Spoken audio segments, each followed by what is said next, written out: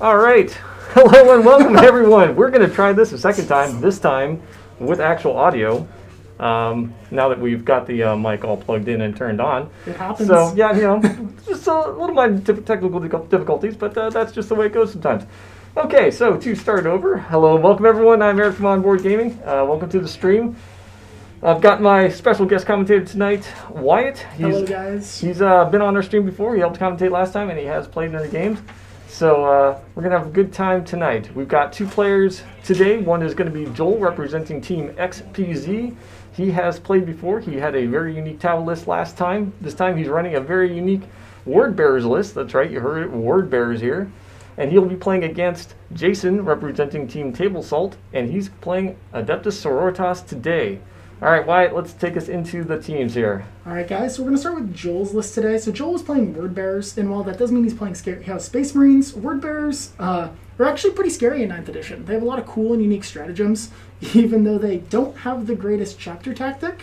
They've got a lot of stuff that makes them more scary than they appear. Yeah, rerolling morale, I mean, it's a thing now. I mean, Marines don't it's get better. it. Now that Marines don't have it, it feels less bad. Yeah, exactly.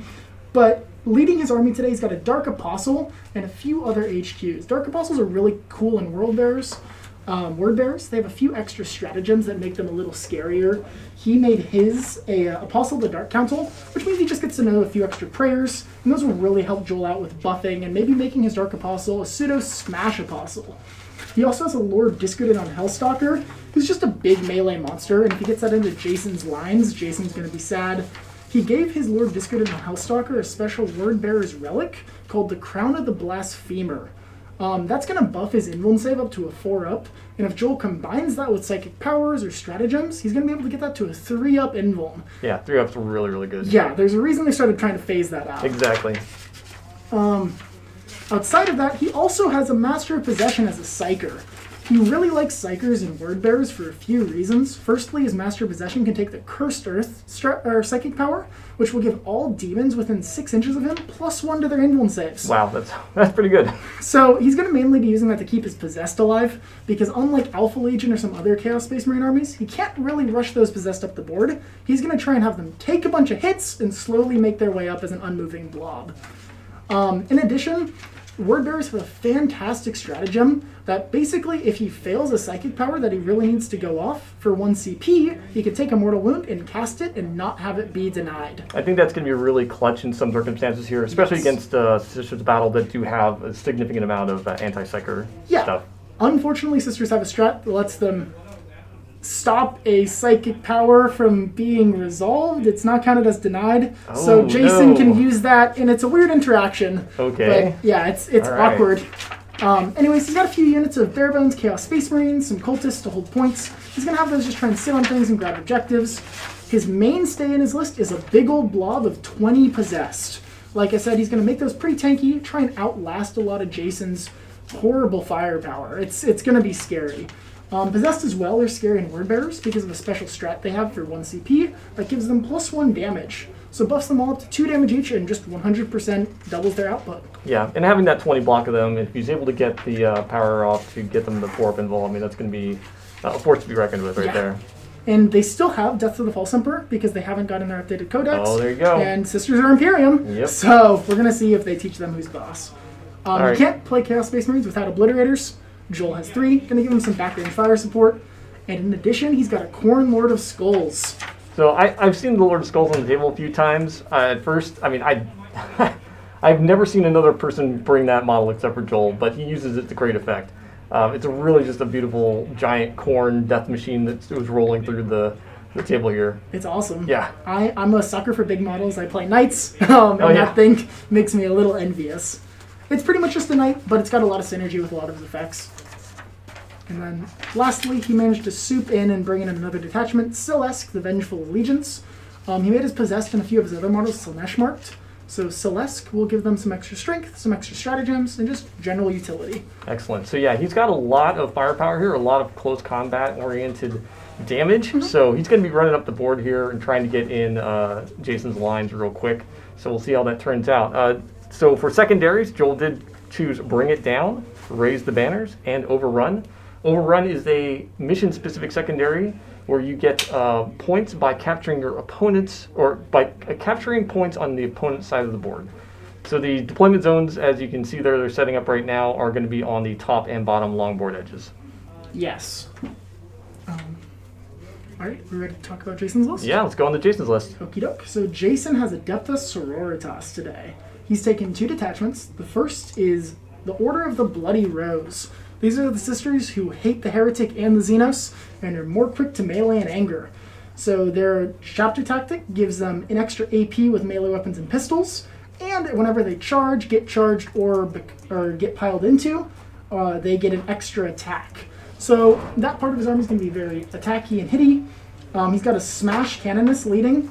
She has the Relic of Beneficence, which pretty much is the Teeth of Terra from the Space Marines Codex, which gives her a few extra melee attacks and buffs up her chainsword to damage 2. She also has a Null Rod, so it's going to give her some extra utility against Joel's Psychic. Yeah, and Joel does have quite a bit of psychic firepower here, so Null Rod, I believe, means they cannot be affected by psychic powers, is that right? It actually, to quote, they cannot be affected or targeted by psychic powers, and it gives psychic powers -1 to cast when they're within 18 inches. Ooh, that's a bummer. So that should help him a little. He's taken 1 squad of Battle Sisters to kind of sit on points and just hold them, in addition to some Death Cult Assassins to perform actions, hold objectives, and they're surprisingly punchy in melee for 26 points. They're not too bad, and really the price there, I mean, they're priced to move. Exactly. You can have them sit on objectives, you have them perform actions, you can do a bunch of stuff with them. Yeah. And in a clutch situation, you know, they can do a little damage. 9th has shown that these tiny little cheap units really are important to the game. Yep. Because you lose a lot if you're taking a 100 point or 150 point unit and having to sit on the back of the board doing nothing for the entire game. So these are perfect for that. He also has a big block of 8 Sisters Repentia. Repentia are terrifying. They're some of the scariest melee units in the game because of the miracle dice rule that Sisters have. They can generally make their charge, they hit really hard, and because of the bring it down stratagem, you can give them +1 to wound.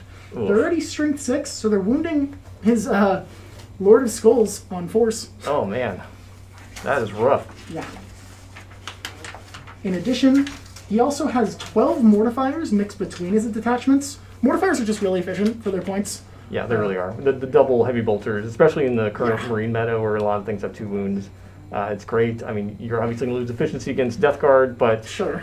He's not playing Death Guard today, but so. No. They also have great melee from their Penitent Flails. It's good anti-horde. It's just good enough against Marines, and that's also good against Death Guard because it's decent AP, 1 damage. Yeah. So you don't lose anything. They tend to be a little bit flimsy, but if you can get them in close, like I said, they've got significant range firepower. They can do good up close. They are vehicles, so they can fire in the close or fire while they're in close combat, and on death on a 4-up, they can attack. Yeah. Next up is his second attachment, which is Order of the Valorous Heart. This is my personal favorite Sisters Order. These are the tanky Sisters. So they ignore AP -1 when they're being shot at, and if they're within range of an Imagifier, they ignore up to AP -2. Oh, man. Which is unfortunate for Joel, because he's got a lot of AP -2 in his army.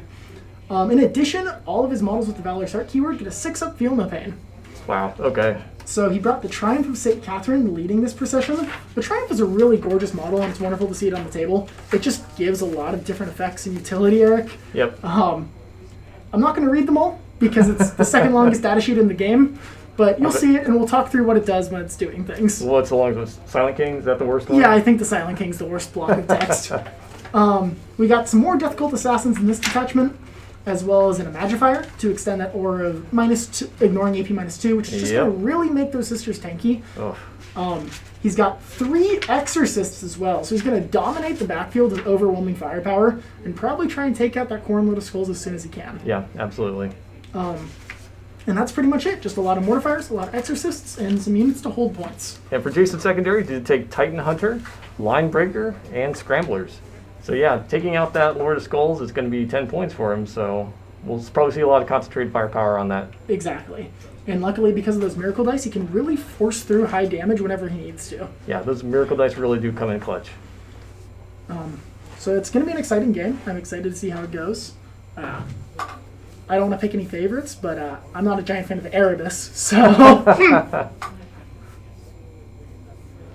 Well, after Joel's last game, where he really took that Kurt list that was going to have a lot of issues, I think, against a Flesh Terror's list. Seeing him out here, I'm really kind of rooting for him. See if he can. I agree. Get a W there. But you've also got to root for the new guy, right? First time on stream, you want to pick First up a time win. on stream. Yeah. But he does have a very competitive list. He's a very good player. So I think this is going to be a tight game. I think it's going to, a little bit's going to come down to first round shooting. If Jason gets to go first and can fire off those exorcists and all those mortifiers, he could potentially start turn one with an advantage. If he's able to knock out the Lord of Skulls or damage significantly, or if he gets line of sight on some of the other units in there, it could be some trouble. Yeah, but luckily there's like a lot of obscuring on the table, so it looks like Joel in deployment has hidden those possessed pretty nicely. Yeah. He's got them hidden in that building, hopefully out of line of sight. Jason's deploying really defensively here. Yeah, he seems to be cornering up in the top left there. His army tends to do that, just the way Valor's Heart works. You really want to get the most out of your extra your extra invuln save from the Triumph, and ignoring AP. So I'm curious to see how this goes. Yeah, so as Joel deploys here, he's immediately got a objective advantage. I didn't see if anything got deployed in the top right. No, it looks like he chose not to. So that means Jason's going to have to start moving across the board through really the center. Quickly. Yeah, pretty fast. And yeah, this is a timed match. They have a chess clock that you guys can't see on the stream. I think they're trying to practice for some tournament games, and they're going to try and not take up all the time in the world. Yep, we're going to try and get this whole game done in 2.5 hours, so we'll see how it goes. It looks like Joel put his obliterators into deep strike to deep strike down on turn 2, and now we've moved into turn 1.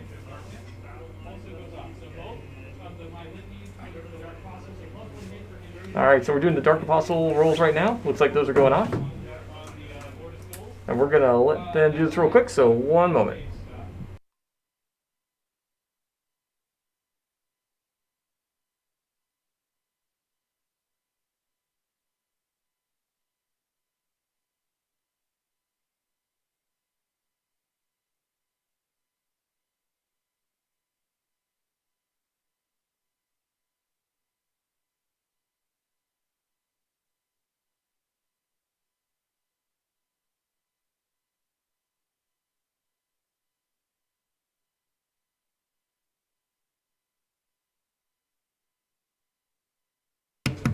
All right, so we lost our table mic, so we're trying to get that fixed right now. Dark Apostle roll did go off. We're going to get confirmation real quick here on what exactly was cast.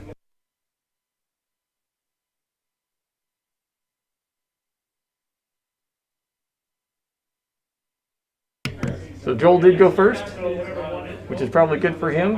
He is raising the banners for the unit of Chaos Marines. -1 to hit. So the Dark Apostle managed to get off -1 to hit on the Cornwood of Skulls, in addition to +1 to hit in shooting for it. And right away, he is raising the banners on 3 of the objectives in his deployment zone.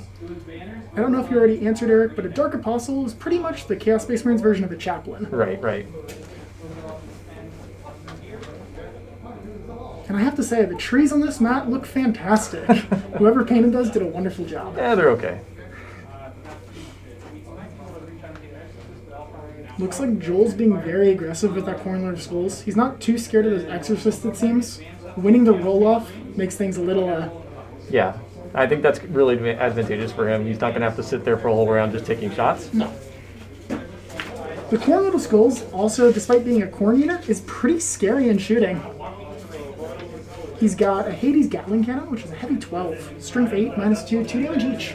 Wow. So he could mess up an exorcist. Yeah. Jason does have 3 of them, though. Yeah. All right, Lord Skull's moved out. He looks like he's piling in some units behind there to try and break line of sight. He is next to a line of sight blocking terrain on both sides, so we can prevent some damage coming in turn 1.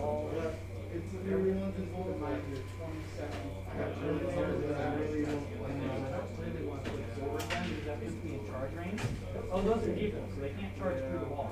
So as long as I stay an inch away from the wall, more than an inch away from the wall, you can't charge through. So I'm fine. So I am okay.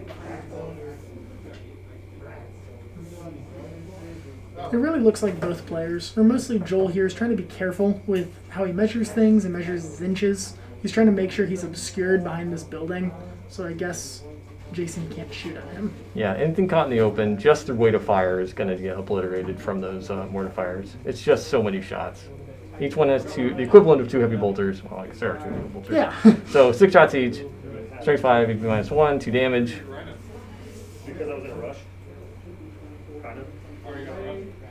Because I had a lot of stuff going on in my house. I got off work a little late, and then dropped off a coworker. And then I accidentally planned a. This table also has a lot of difficult ground from the trees and the craters, so it looks like both players are going to try and avoid that as much as possible. Yeah, that is going to hinder movement for Joel, although we do have a significant amount of just ruins on there, which is going to block line of sight and make things a little more tough for Jason as well. Gotta say, I'm loving the objective markers. Yeah, very nice. Makes it easy to visualize.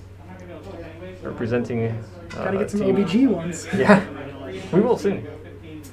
Today's objective marker is brought to you by Xenos Petting Zoo, which is who Joel plays for. 6 inches of the word dark fossil or exalted master of possession. You're meaning everything.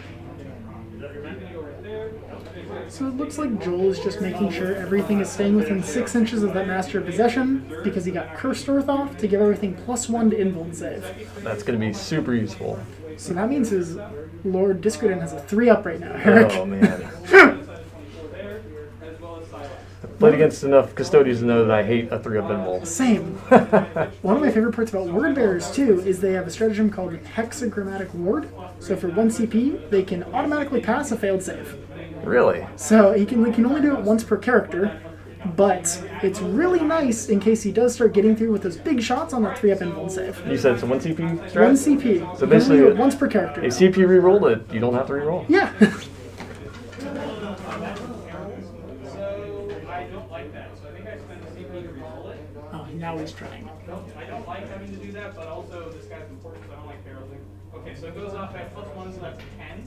So I get, yes, this is Cursed Earth, so +1 and Invuln saves for demons with 6 inches. So that's Cursed Earth has gone off. We are now in Psychic phase, by the way. It looks like Joel had spent a CP to reroll that to avoid perils. Correct. Because offensive spells aren't going to be helpful because I'm out of range of shooting anyway.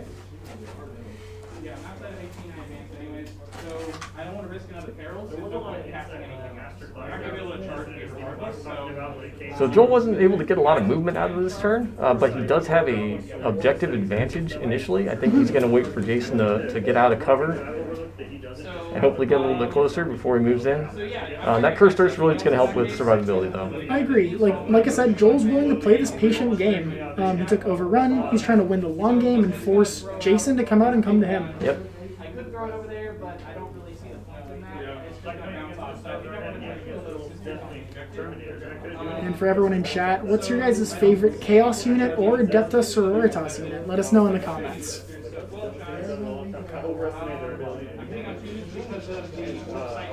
All right, Lord of Skulls is firing.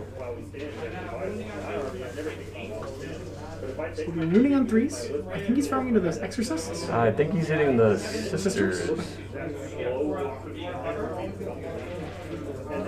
it's -2 AP, so the Sisters sound like they're saving on force. Yep. Apologize, folks. Normally we have a table mic where we can hear what the players are doing. As soon as we get that back up and running, we'll have a little more consistent commentary for you. Consistent play-by-play, that it is. Yes.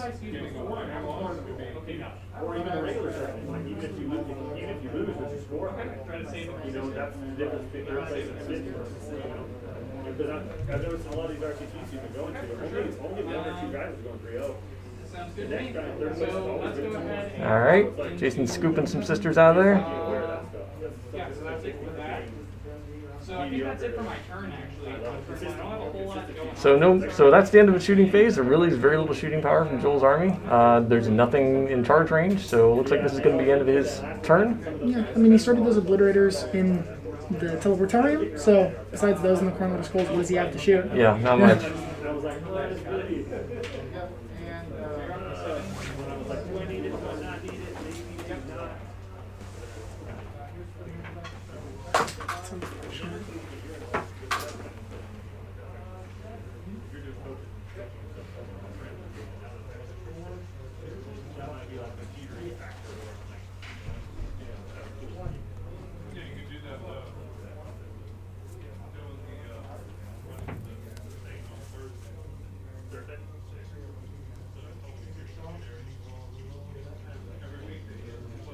All right.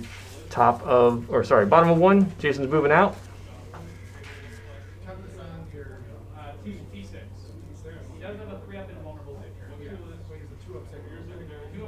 Save base, yes. Jason's asking some questions to Joel here about invul saves and saves in general due to Curse to Earth.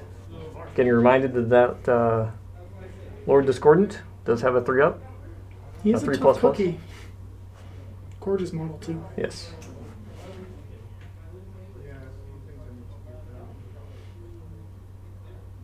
Jason's got a lot of tough decisions here. His deployment forces him to play aggressively and get back on points, but he's also got to deal with Joel's hordes.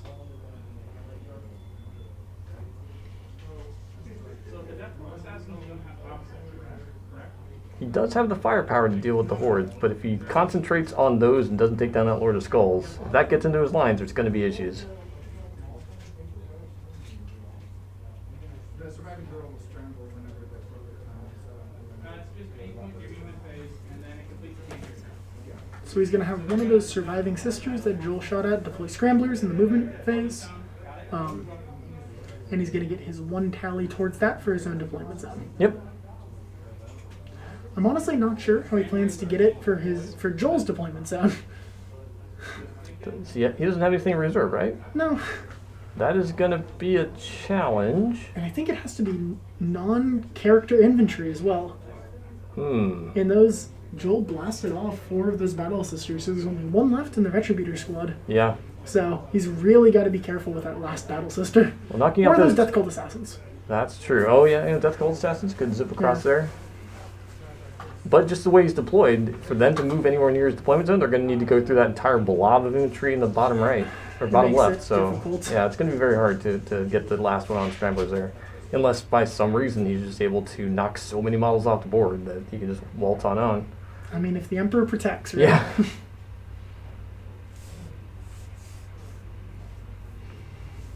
Jason's deploying his, or not deploying, but moving his exorcists to get some line of sight over there.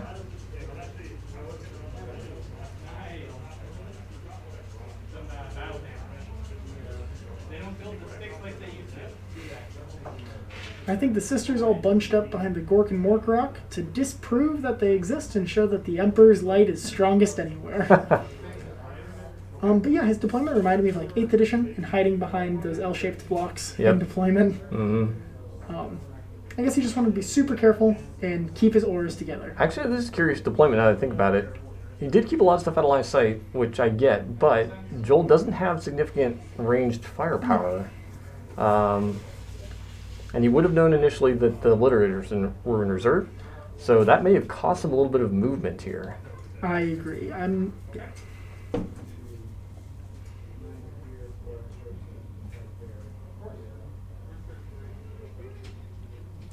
I think he could have been a little more aggressive with how he deployed.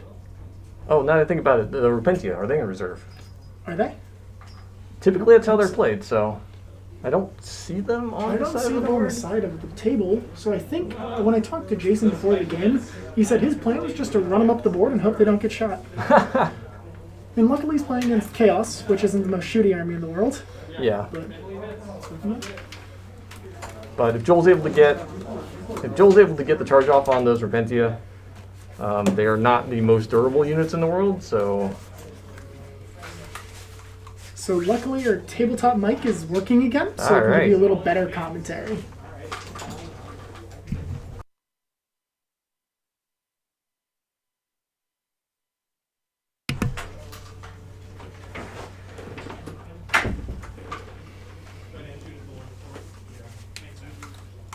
all right, yep. So mortifiers are moving up. Looks like Jason's trying to draw a line of sight on that Lord Discordant.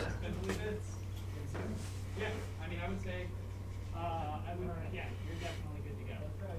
And then you're going to come out and charge them. More than likely. Yeah. That's going to put Jason in a difficult position for next round because that looks pretty close to charge range. It does, but if he could take out that Lord Discordant, that would be a huge help to him this turn. It's going to be hard to punch through. So it looks like we're moving into shooting.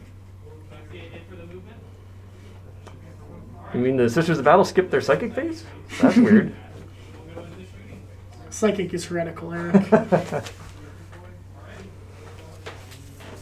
All right, mortifiers in 2, Lord of Skulls. So those guys shooting Lord of Skulls. Gotcha. So hitting on 4s because of the benediction of darkness. He is -1 to hit, so they're hitting on 4s. Shooting on 5. Because E5 against toughness 8. And the Lord of Skulls is tough 8 versus strength 5 off the heavy bolters. So we'll be wounding these on 5s. That was actually a pretty solid roll. Yeah, not too bad. 5 4-ups. Rolling 5 4-ups here. Oh no. Well, 6 damage. So the Lord of Skulls has 28 wounds, but 6 damage off of it is a pretty sizable amount Pretty good chunk. from heavy bolters. Yeah. Once again, they're just super efficient against everything in the game. Hmm.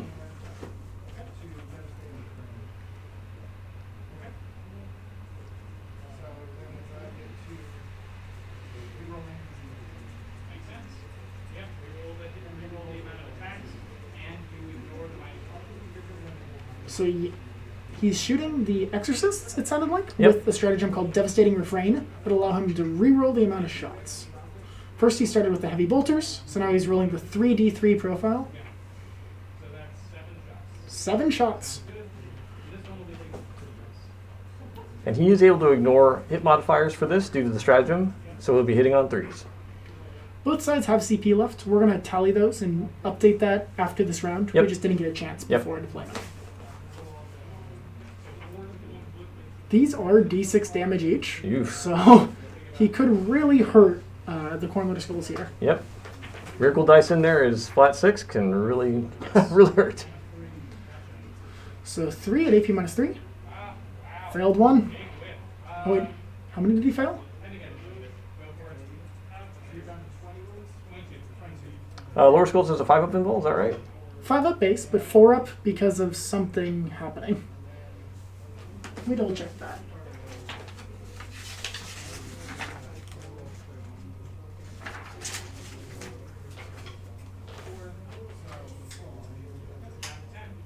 Yeah, I mean, I had a feeling this was going to happen.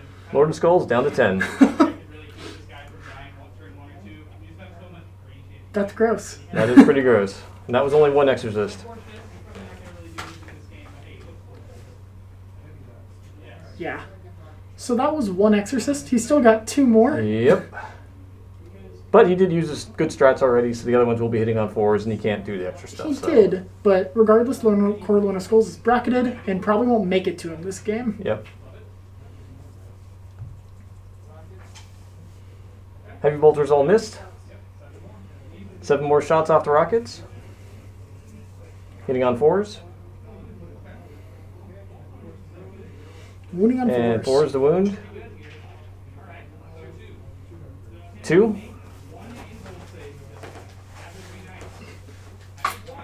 Made 1. All right. Maybe at this stage I spend the CP. No, I think I spend the CP to try to save him. And I hold my CP. Go for it. All right. Because I have a feeling 1 goes through. D6 damage. Joel's trying to consider whether or not he needs to spend a CP to save him here or wait until he's going to die to a miracle, Yep. to a shot. yeah, he's not very fast at that stage. No, the only thing that goes down is his strength and movement. It's attack skill. Okay. So we rolled 1 damage on the Exorcist missile. Yeah. And Jason's going to spend his CP to re-roll it into a 6. Oh, man. Doesn't feel That's better than rough. that. Corn Little Skulls is down to 4 on turn 1, Eric. That is a big And deal. it's still got 1 more Exorcist shooting it. That Lord of Skulls is 470 points and worth 10 victory points. And, oh boy, this is the heavy bolters. Nothing on heavy bolters. At least it didn't die to those. Yeah. 7 more attacks out of the missiles there. Very consistent rolling. I'm hoping for Joel to spike some 4s with this Invuln save. Wounded on 4s? Nothing. No wounds. Wait, 1 more dice. Wait, He's there's some contemplation of dice rolling. 1 wound. but he saves it. And he makes his invul, so no more damage. The Corn Lord of Skulls will survive turn 1. Unfortunately, he's in his bottom bracket, so only moves 4 inches a turn now. Alright, so he will slowly crawl up the board next turn. But his ballistic skill does not bracket, so he can still fire his weaponry.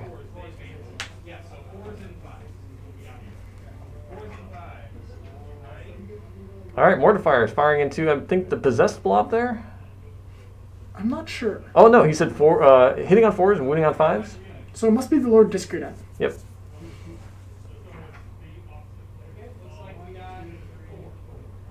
Got 4 wounds. This is, yep, Lord Discordant, so we got the 3-up invul. 3-up invul is insane. Only 1. He has 10 wounds remaining.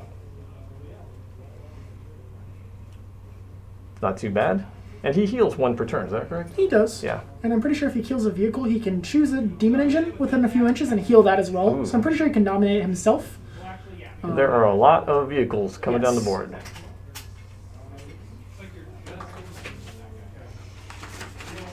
Have you played against New Sisters, Eric? I have not. It is a fun time. It's a gorgeous army, and the new sculpts are beautiful. Yeah. Can't wait to see the Triumph a little more clearly on camera. It's in the top left there. Mhm. But the model's absolutely beautiful. It is very nice. One into the voice.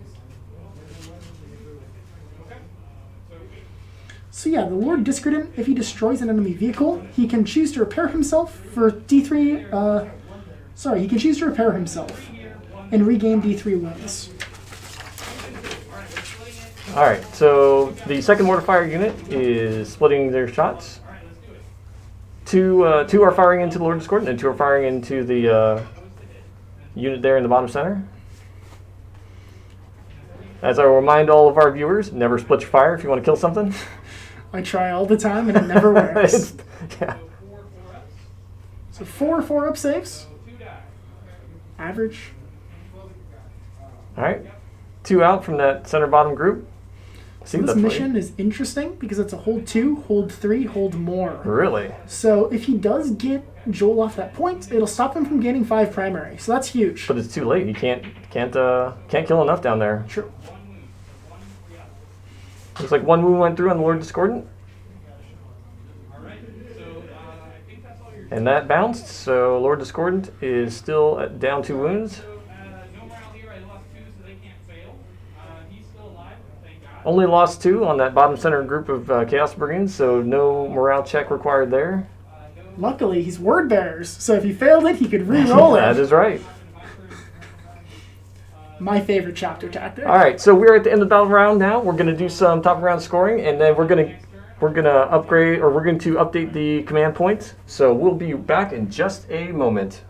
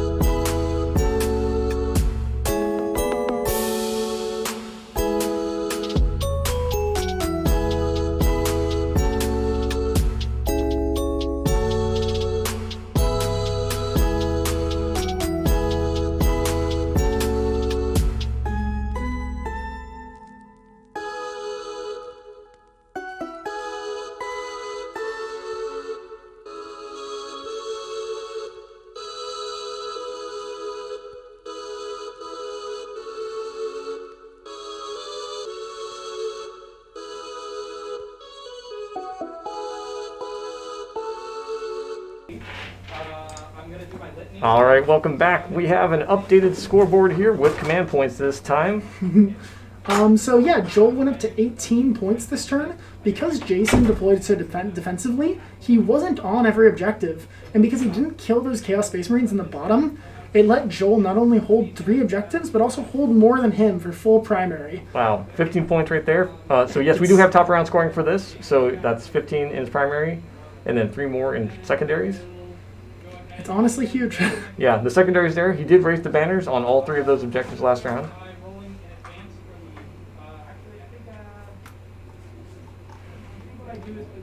To answer, no, those Exorcist organ tanks cannot shoot from anywhere, but it's hard to tell from the camera angle. They do have line of sight on that Lord of Skulls, because he doesn't benefit from obscuring terrain, and he's also just huge. Yes, he's gigantic.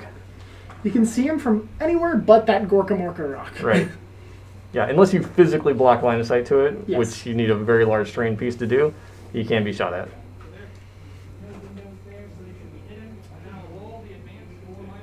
All right, Joel's going to advance his possessed He for got a 5. So that will be a 12-inch move. Because of Celeste, they can run in charge because he gave them the Slanesh mark. So, Oh, boy. that's huge.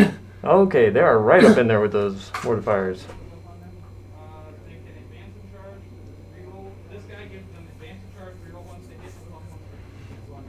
They can advance in charge, reroll 1s to hit, and +1 strength if they are within range. It's 6-inch range, and Celeste is fast, being a Slanesh model. He's really interesting. He's hits as hard as a Demon Prince, but he also has some buffs that Slanesh Heralds give. Yep. He's only 30 points more, and I think it's super worth it. I play him in my Slanesh army. So he's definitely going to be moving. What's that? Celeste? Silesk, the Silesk? Vengeful Alliance. Oh, wow. Okay. Yeah. Very impressive title there. He will definitely be moving him out to keep that aura in range when when Joel charges in there. Now, Jason can Overwatch, and that is quite a few shots out of those. But if the possessed maintain a 4 pinball, I don't think it's going to do enough damage as they come in there, especially with the 20 blocked. Also, he's down to 4 CP. Yeah, that's true. He has better things to do, I think, with his CP. Yeah. However, I don't know if all those possessed are going to kill those mortifiers. Well, there's 2 units there, so if he jumps into at least 1 unit of 4, I mean, that's a lot of attacks. It is, but then he gets countercharged. That's true. But once again, if it does come down to having a 4 pinball against those attacks, he could potentially tank it. All right, Lord Discordant is advancing. He's going to be moving 16 inches. Yes. Looks like he's going to be jumping into that second group of mortifiers. Because he's also Slanesh marked, he gets advance in charge from Celeste. Oh, man. So Celeste is a sweet tech pick with all these marks that Joel picked. Absolutely. We were wondering if Joel's going to be able to get far enough up the board to get those charges off, and it looks like he probably will. He's going to go, so that'll be 13. He goes 9. But those mortifiers are no joke in close combat, so if he can't kill all of them or kill enough of them, that counterattack is going to be pretty brutal. This is true.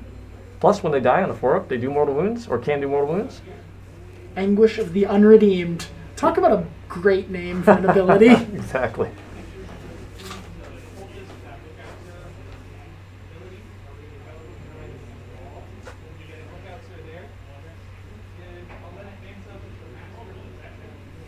So Joel's just making sure to keep Celeste close and tidy to that wall, because the cultists are inside that building, so that way when the possessed charge off, he still has a lookout, sir, from those cultists in the building. Yep.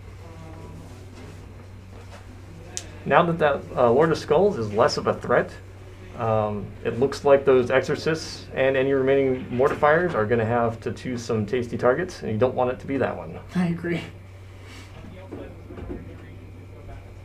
Infernal Regeneration gets 1 more wound on the Lord of Skulls. He's up to 5. Doesn't really help for bracketing, but there you go. Every wound matters, though. I showed that in the Knights game. Yep.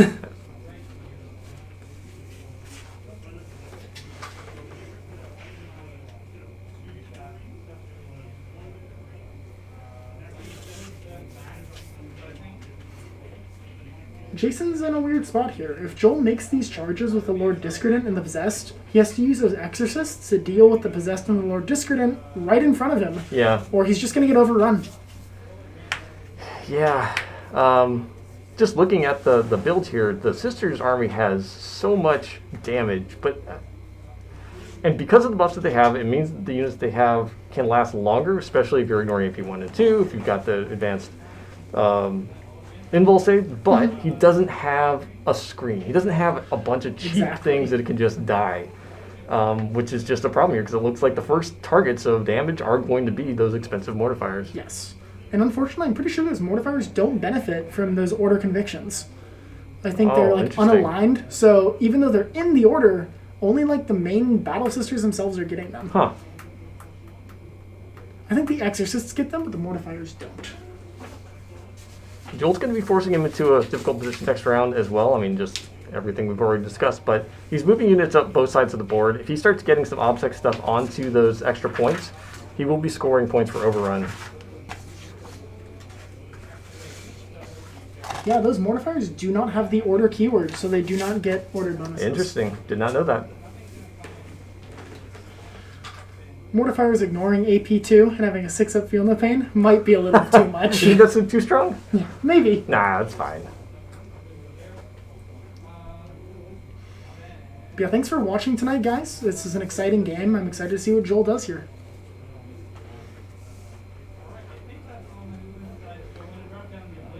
Joel is declaring end of movement phase. He is going to be dropping his obliterators. He's attempting to pick a good spot for them. It looks like he could drop him right on point 6 there in the top right if he felt like it, but he won't be benefiting from any auras or buffs.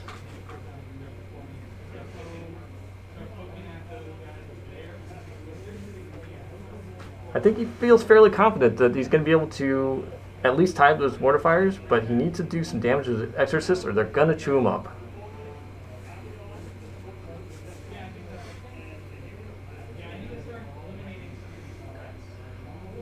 I really think the Word Bearer strat that gives the Possessed 2 damage is going to help his efficiency against these mortifiers. Absolutely.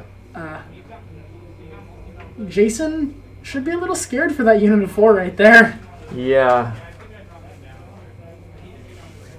I would really be scared for both units of 4. If that Lord Discordant makes its charge in there, I mean, it's a Lord Discordant, so it's just, that's a problem. But it also means that he's going to finish the fight phase out in the open. You've got a bunch of stuff back there in the corner still. You've got another unit of mortifiers. You've got all the exorcists. You've got the Triumph back there. So, I mean, that's going to be one dead Lord Discordant after that. He's also out of range of auras and buffs. A 4-up invuln can go a long way, though. It can.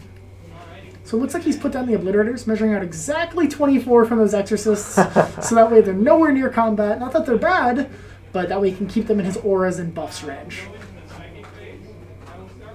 Moving on to Psychic phase, Celeste is casting Delightful Agonies. This casts on a 6-up, it casts on a 5, and it gives a 6-up feel no pain. Oh, sorry, I thought it cast on a... I think it's a 5. It's a 5 for demons, which is weird because the Emperor's Children have a similar psychic power that goes off on a 6, but gives a 5-up feel no pain. Okay. We are researching the rules right now, see if it needs a 5 or 6. It should be a 5. It is a 5, maybe. Waiting for confirmation. See? It is Warp Charge 5, so that's a success. He attempted to deny and succeeded. And whenever he denies, he gains another miracle dice. So for those of you that don't know, I'll explain this after the psychic phase. This is important.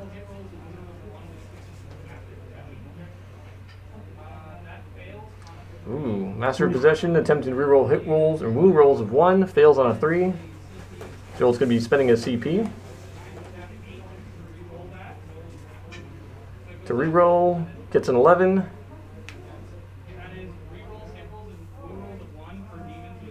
So demons within 6 inches now are going to be able to reroll hit rolls and wound rolls of 1. That's big on those obliterators. Absolutely. Okay, I will then cast Sacrifice, I think. He will now attempt to cast... Oh, maybe changing something. He's looking at casting Sacrifice, but is second guessing it. He has the Mark of Zinch, so he could use the Chaos Familiar to swip into the Dark Hereticus discipline, but he chose not to. Went Interesting. back to sacrifice. I could cast a CP into so I will go ahead and do sacrifice. So he's using Dark Sacrifice, which goes off on 11. So that means I take a wound on a unit, so I'm going to do a mortal wound to the cultist and So the way that works is he has to take a mortal wound off a nearby unit. So he's doing that on the cultist to kill one, and then healing the Lord Discordant back up to full. and then I will then cast I think I'll spend a CP to do Cursed Earth. Joel is spending 1 CP, so he can use Cursed Earth, Off with a 8 because I get +1 to cast. going off on an 8. So you're gonna do your power for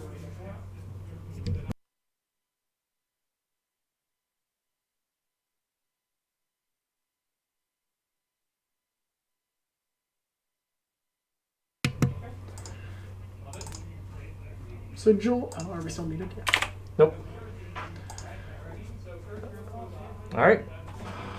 Cursed Earth goes off. Joel attempted to cast Cursed Earth, and Jason spent a stratagem. I forget what it's called from the sisters, but it's 1 CP to allow him to attempt to cancel the spell on a 4-up, but he went ahead and rolled a 3 and failed. Unfortunate. Yes, it happens. Into the shooting phase. Obliterators, full firepower. I roll for the stats and then I shoot. Sorry. Sequencing, he's rolling for stats first. It is going to be Strength 8, AP minus 2. Damage 2. Damage 2, AP 2. The AP 2, you ignore that on the Exorcist. Yes. I don't really like the idea of killing mortifiers because he can charge them. So unfortunately, he rolled AP2 on those obliterators, which the Exorcists ignore because Yep. of Valor's Heart. So he Unfortunate. might have to choose other targets. It is nice that you can roll the stats first and then choose your targets.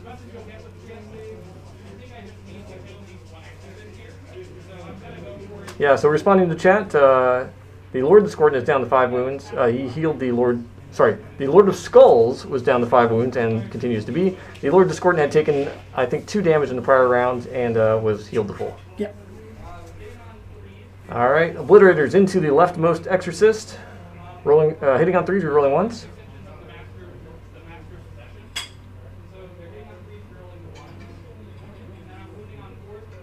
And wounding on 4s. This is big if he takes out an Exorcist.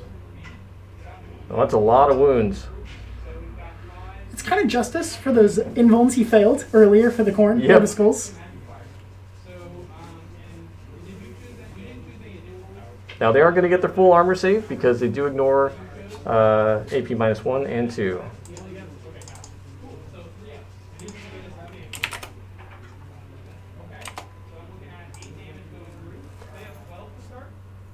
Eight damage going through on that leftmost Exorcist.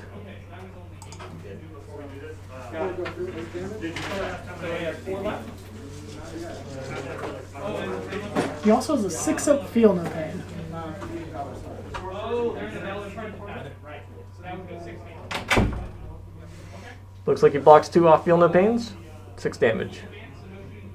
That's good enough for a bracket though. Yeah.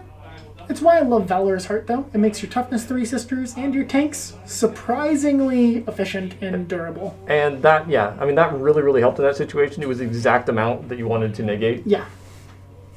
Going from a 5-up to a 3-up. The tank would have died. yeah, that tank would have been destroyed. And even though it's bracketed, he's still sisters, and he's got good efficient shooting, and he can Miracle Dice to get damage through. Right. Do I want to leave it for the obliterators? No, I think I need to focus fire. So I think I'm going to fire the Lord of Skulls. I'll spend 1 CP on Demon Forge, so I reroll all hits and wounds. Alright, Joel's going to be using Demon Forged on the Lord of Skulls to reroll hits and wounds. He's going to be firing the Gatling Cannon into the Exorcist. So, luckily, the Corner of Skulls doesn't bracket, surprisingly, with its ballistic skill when Yeah. it takes damage. So, everything hit.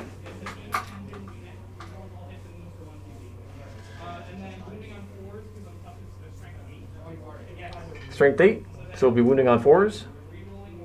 Rerolling all. 8 wounds.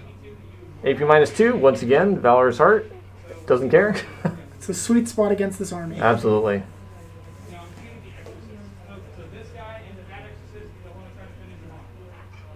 He's got 6 wounds left.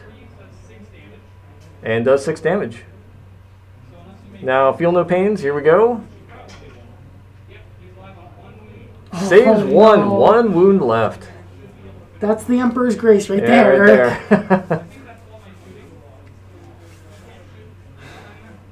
To answer chat, he deep striked his obliterators and shot at that Exorcist organ tank. Correct. Yeah, the obliterators are sitting there in the bottom left crater. So it looks like he spent 2 CP to use Endless Cacophony, which is a Slanesh Mark unit stratagem, which will let any Slanesh unit shoot again. So he targeted those obliterators and has to reroll their characteristics. So now I think they're AP 3, damage 2, and Yep. strength 9. So he's going to split his fire and try and kill some exorcists. And this is why obliterators are so good. Yep. He is still rerolling hit rolls and wound rolls of 1. Got 8 at AP -3, 2 damage. So unfortunately, now he's saving on those 6s. This could be another exorcist. 16 damage goes through.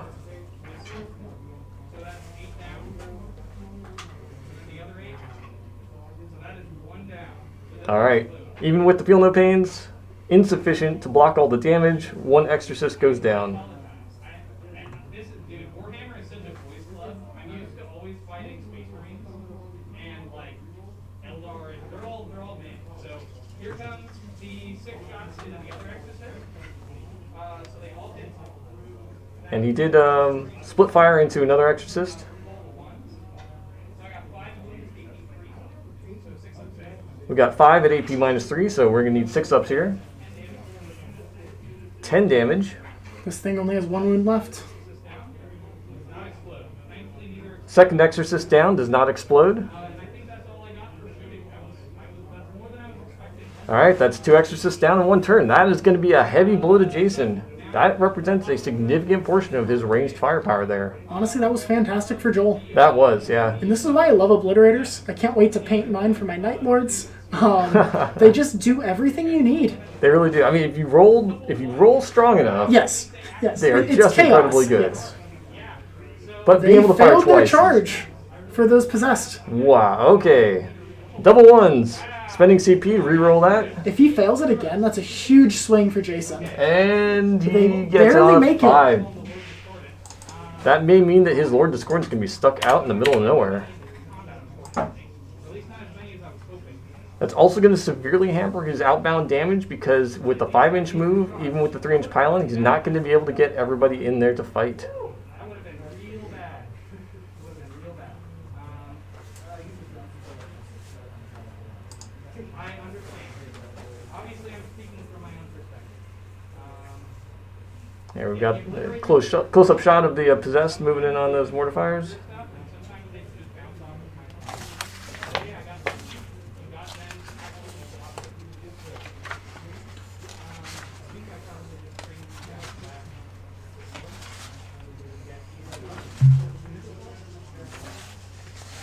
And then now I need a 7-inch charge.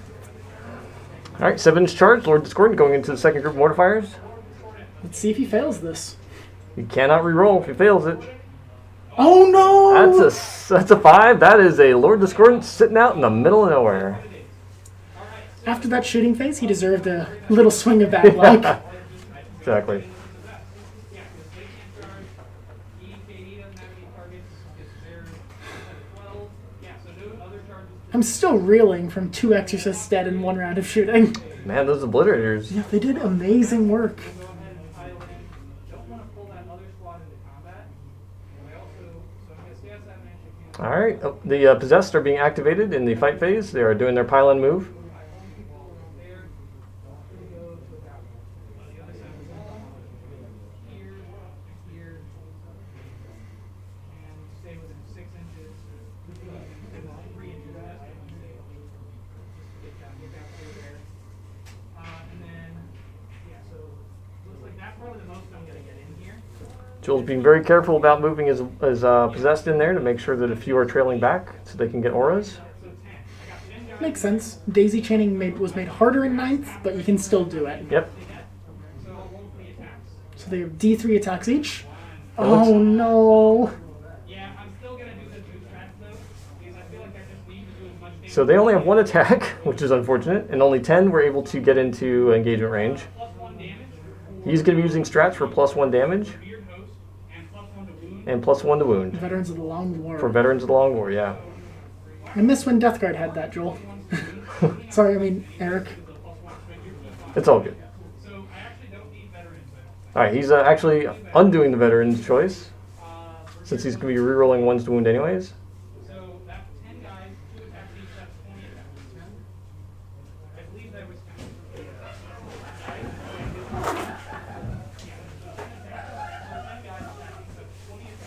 Alright, 20 attacks coming in from 10 guys. Hitting on 3s. Rerolling 1s. Oh no, I'm not in range. No, I am in range of silence. Am I? We're checking the range on Silesk here, just to make sure he's within 6.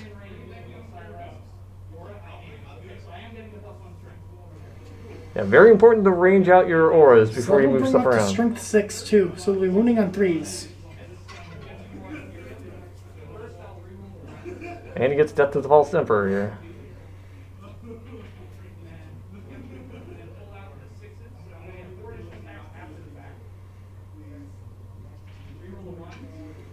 Rerolling 1s here. 3 more hits, 4 additional attacks. 19 total hits. Only missed 1. Wounding on 3s.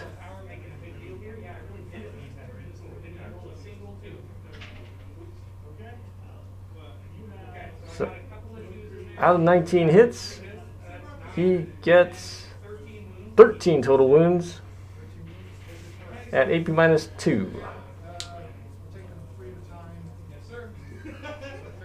And these are 2 damage each, is that correct? 2 damage each because Oof. of the Revered Host stratagem. Alright. People sleep on Word Bearers, man. So he's taking these saves 3 at a time. I think he's allocating the Anchorite first because it has a better save value. Mm-hmm. But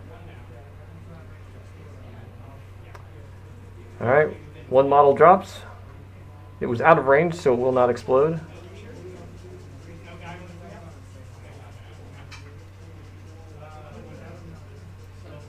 So his second mortar fire is down, and on a 4-up he'll do mortal wounds. Nope.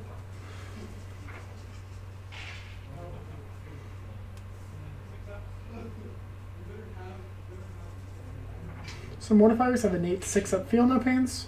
And he doesn't seem to be making any of them. Definitely not. 3 down now. That third one there did not make its explosion. It's not really an explosion, but it does mortal wounds. It's like a death throw. Yeah. So he makes 2, makes a bunch of 6s there for his feel no pain. So those possessed killed every single Mortifier without taking any wounds. Yeah, and 3 of the 4 tried their after death explosion and failed. And that does happen on a 4-up, so that sucks a lot. Yeah. Are possessed 1 wound or 2 wounds? They're 2 wounds, I'm pretty sure. Because they're slightly tankier than Khorne Berserkers. But let me check that. Possessed are 2 wounds and toughness 4. Okay. Yeah, so he could have taken out a couple there. Yeah. The mission today, for those of you who didn't catch it, is Overrun. It's a GT pack. It's a Control 2, Control 3, and Control more than you. So it's tough to score primary.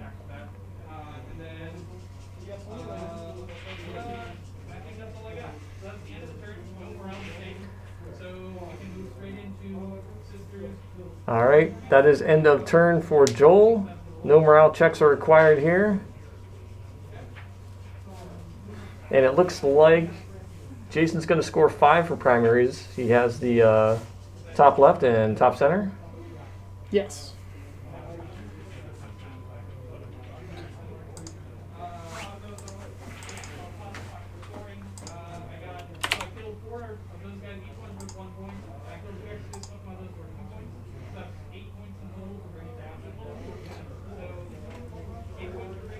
Joel took Bring It Down as one of his secondaries, so he's calculating how many points he scored from that. We'll update that. Now? Later? Should be 8 points. So 26 is what it'll bring him to.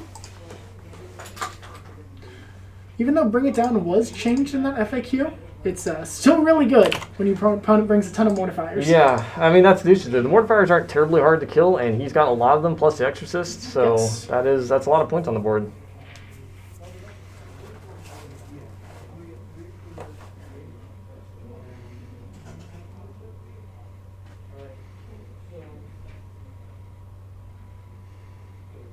All right, we're going into the bottom of turn 2.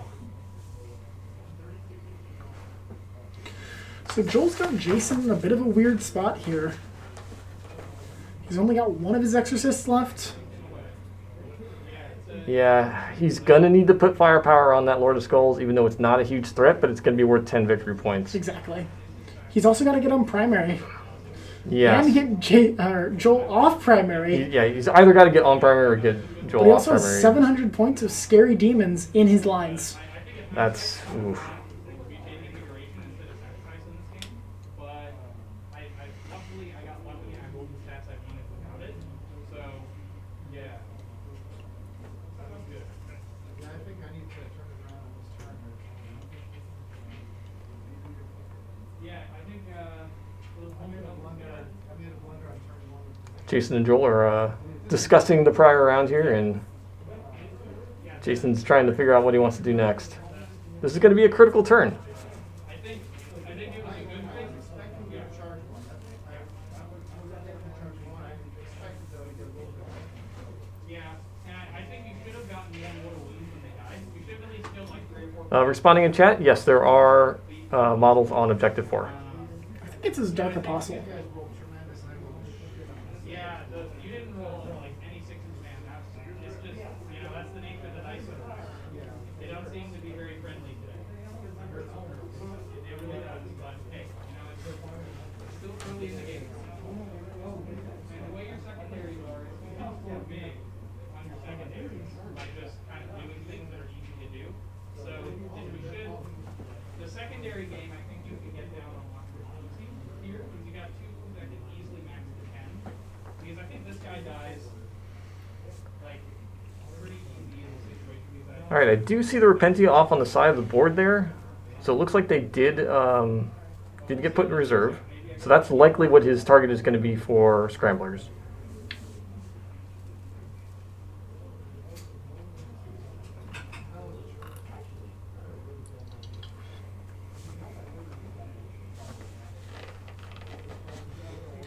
Yeah, Jason really has to turn it around on this turn, so he's taking some time in the movement phase to figure out what he wants to do.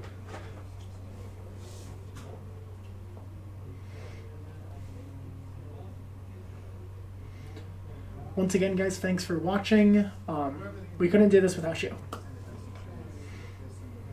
Yeah, this is only our 4th stream here. We are learning and adapting and adding things every time. If you have any feedback or suggestions for us, please feel free to contact us on our Facebook page or our Discord server.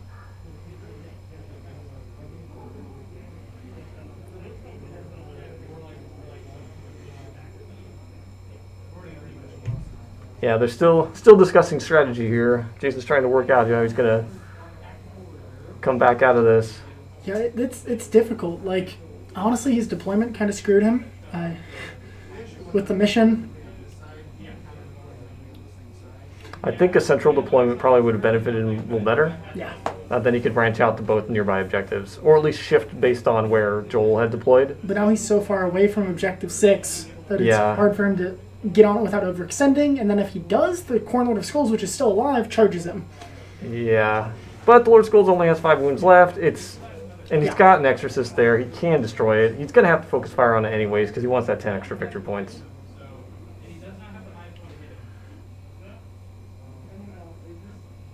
The secondaries are going to be really hard for him. I mean, he can't get the 10 from Scramblers, but Line Breaker, that's going to be rough.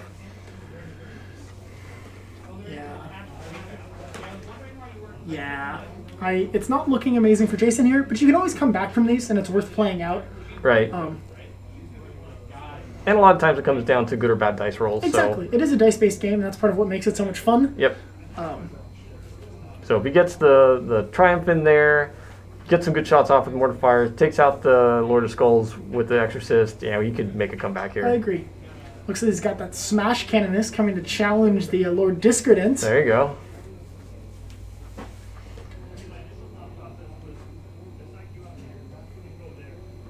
But yeah, dice are part of what make it not just Math Hammer. It would be a lot more boring if you just pointed at things and they died. Right. Here we got an action shot of our Canonist coming to fight this vile heretic. Yeah, that Canonist is really equipped to do close combat damage. Tons of very strong attacks. Yes. Very capable in close combat. On the charge, because of her Relic and Bloody Rose, she has 8 attacks with her sword Beneficence, Woo. which is Strength 5, AP 3, 2 damage each. Wow. Yeah, it can really chop things up. He's also bringing some Mortifiers up to play.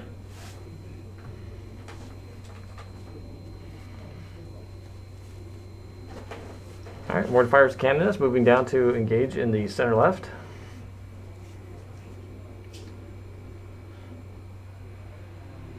He's going to have to move that Exorcist, though, or he's going to lose 0.5.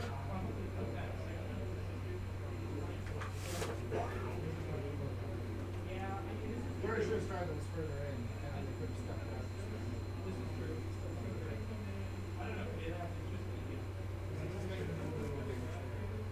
Yeah, I think the -1 and the +4 making you 4 through 4s gives you just enough protection. And then that cheeky save again on the one that would have eventually killed you. I mean, just enough save to survive a little bit of health. So, it was very lucky on my part. Jason is very carefully considering what he does next here. This will likely be the pivotal round. Yeah, if Jason doesn't wiggle his way out of this, we might be looking at a pretty quick stream today. Yeah. All right, moving that Mortifier group up. If he can drop a ton of those possessed, it would be huge for him. Mm-hmm. But they're still benefiting from, I think, that Cursed Earth Invuln from the Master of Possession Yeah, hiding in the that four-ups. building.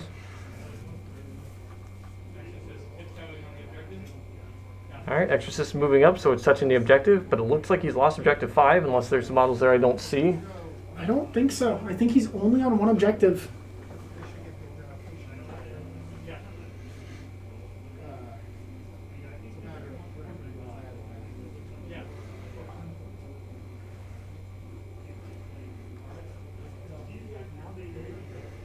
I think it'll come down to how many 4 of it will save. All right, he's got the Magifier moving up, and the Triumph of St. Catherine moving up. Not too far. You've not been getting a lot of 4 things, like all the mortal wounds and the wind thing.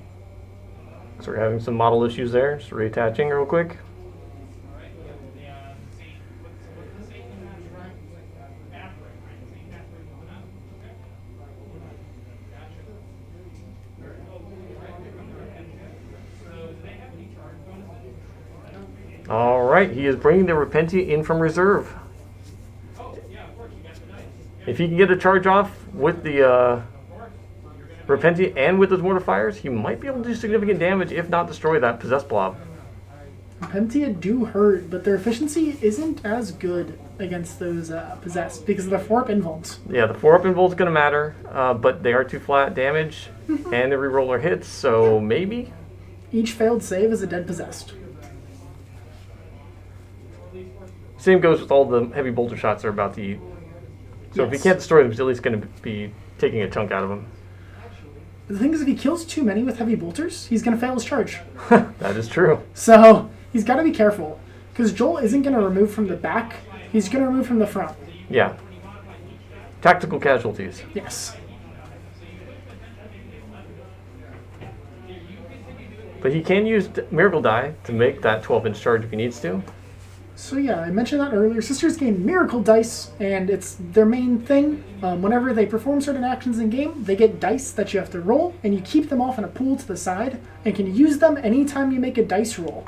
So if you rolled a 6, you can use that for damage or a charge. So it makes them very consistent.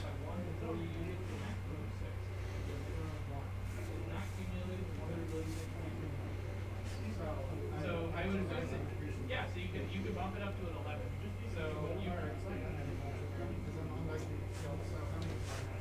So you So I believe movement is done. He is currently discussing probability of how many sisters he's going to kill there with heavy bolters in order to fail that Repentia charge. Because of the Triumph of St. Catherine, he can modify the results of his miracle dice and pump up the dice rolls up 1 or down 1. Interesting. So he can actually make an 11-inch charge because it sounds like he has a 5 and a 4 sitting off in his miracle die pile. Ah, okay. So because of that, he's a little more willing to shoot at those possessed with those heavy bolters. I still think he needs to get Joel off objective 2, and even though he should shoot possessed, if he takes Joel off that, that's 5 points off his primary. Yeah, he made a very important tactical decision there to deploy the Repentia in the backfield. Yes. He does have line breaker, and there are really minimal forces in the backfield on Joel's side. So deploying Repentia back there on objective 2 or near 4 could, that could have been a. Oh no, he can't do that. He can't come in from the board edge Nope, on not your with opponent's. reserves, yeah. So you'd have to come in from the left or right side or his own deployment zone. And it looks like those Retributors just came out of strategic reserves as well, with a clear line of sight on that Lord Discordin or boy. the Obliterators. Oh boy.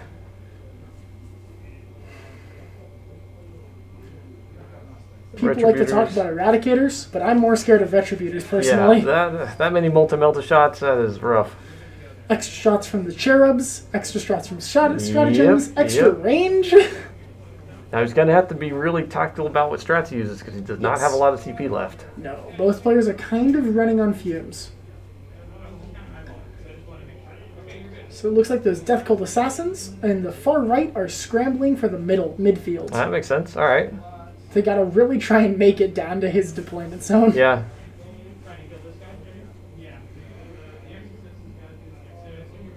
Guys, let us know in chat who you're rooting for right now. It's looking grim, but the light of the Emperor protects.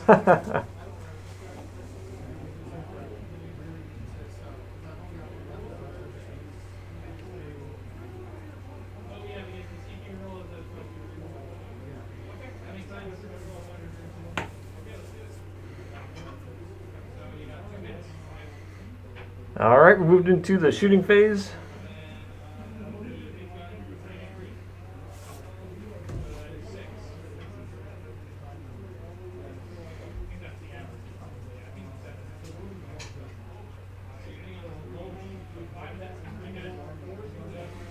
The Exorcist is firing. Looks like he's firing at Lord of Skulls. 2 invuls. Needs 5 ups. Makes 1, fails 1. It has 5 wounds. Let's see that 1 healed wound matter, Eric. He's going to use a miracle die to do automatic 5 wounds. Never mind. And just kill it. Lord of Skulls does not explode and is off the board. That is 10 points for Jason. That's big. That is big. That's double his current points. It's triple his current points. Yeah. Well, triple once you add it. Oh, yeah. Glad to see we got a lot of you rooting for both sides. It's still anyone's game, even though Jason's on the back foot. He could turn it. Yeah, if he's able to destroy or at least really hurt that possessed blob and then move up that left side, Joel's not going to have a lot left. And the Lord Discordant's really in a bad position right now. Yes. Failing that charge was huge. Yep. Because the Lord Discordant absolutely would have killed 4 mortifiers. Yep, absolutely. All right, mortifiers firing at the possessed.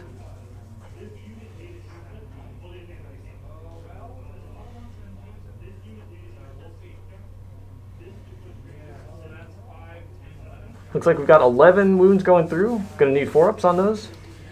Oh boy. All right, here comes some 4 ups.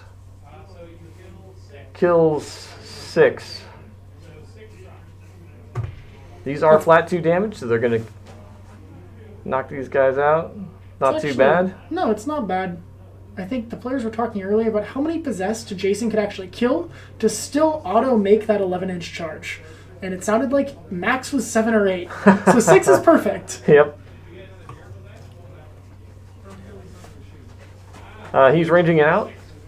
Okay, so yeah, so we just learned by killing the Lord of Skulls, he did get another miracle dice, which happened to be a 6. So now he's got back up to that 11-inch possible charge. 12-inch even. Well, he used his 5 Oh before. yeah. Okay. So. Yeah. So sisters are just good because of their consistency. Yep. Anything they need to have happen, they can have happen. All right, mortifier is firing into something. Something's dying. Yep, there's some dice rolling, and something's probably hit.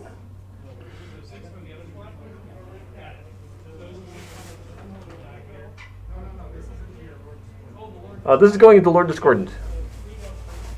3 go through on Lord Discordant, and Joel's going to reroll one of them With his warlord. with his Warlord trait for a free reroll. He was able to save one of those, so he takes 4 damage on Lord Discordant from the mortifiers. I forgot to mention his warlord trait in army lists. It gives him D3 extra CP at the start of the game and 1 free reroll. Yeah, not So bad. it's just solid. Yeah. If Chaos had a better way to give things second warlord traits, it would be almost an auto take. Yeah. Maybe when they get their codex, yeah. Hopefully soon. Please, GW.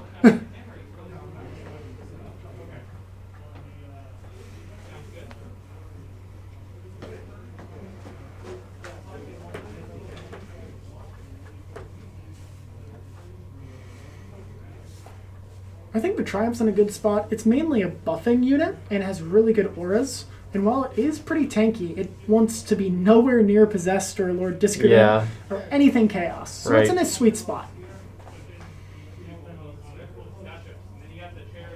All right, firing 2 Meltas, or two Multi-Meltas. Multi-Meltas into Lord Discordant and 2 Multi-Meltas into the Obliterators. All of them hit. And 3 wounds. This is on Lord Discordant for a 4-up pinball. Oh, Oh, man. So- he is. Fails 3. He's not even rolling Because damage. they're within half range, so minimum 9 damage. Oh.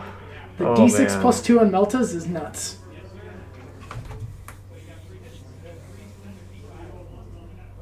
This is going into Obliterators. 2 of them go through. After saves, 1 goes through for D6 plus.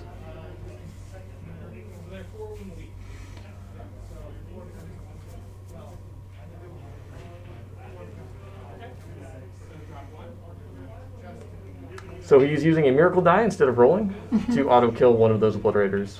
A good use of Miracle Die. Yeah. So normally you can only use 1 miracle die on a squad per turn, but if they're within 6 inches of the Triumph, you can use 2. Wow. So it's really sweet at once again just forcing that consistency. Yep. I actually played against it the other day. It's scary. Yeah. Sounds scary.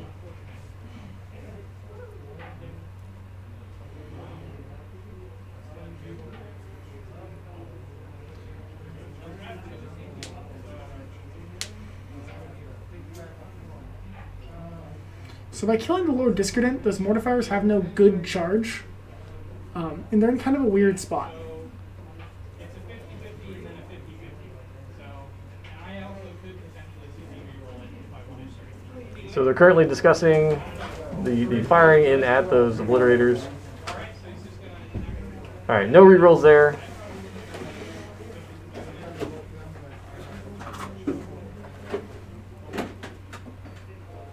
So that's that. All right, looks like shooting phase is completed. Move in. Moving into charge phase. So yeah, like I said, even though it was looking bad for Sisters at the start of this turn, it's starting to look better. He's done a lot of work this He's round. taken 700 points off the board. Yeah. The Lord of Skulls loss we knew was going to happen there. Taking out Lord Discordant was unfortunate. It's his Possessed Blob and the Obliterators that are really the damage dealers right now. So with Miracle Dice, he makes a 13-inch charge with those Repentia. 12 inches plus 1 from something. What was the actual range on it? What did you need to get in there? He needed like a 10 or an 11. Okay, So this just lets everything get into range. gotcha.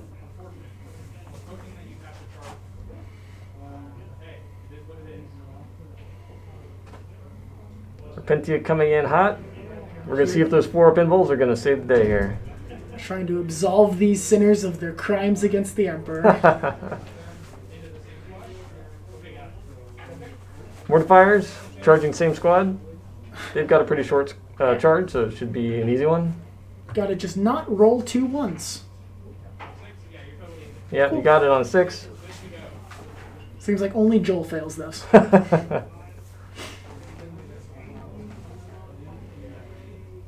be able to get them all in there. Yep. Alright. So do you want to try to talk to these guys?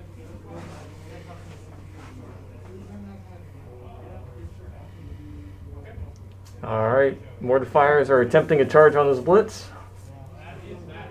It seems like he's actually going to skip that Oh, and just yeah. move straight into combat. Okay. I would try it. They're behind line of sight. You could roll the 12. Yeah. They can't be overwatched. But then And- that leaves her alone if she can't join, so she could get shot.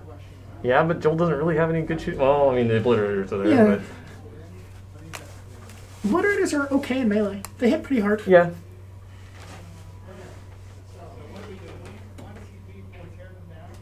So he's going to start with using the Bloody Rose specific stratagem, tear them down.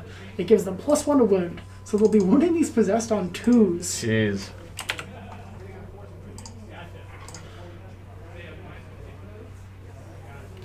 Hitting on 4s. And rerolling.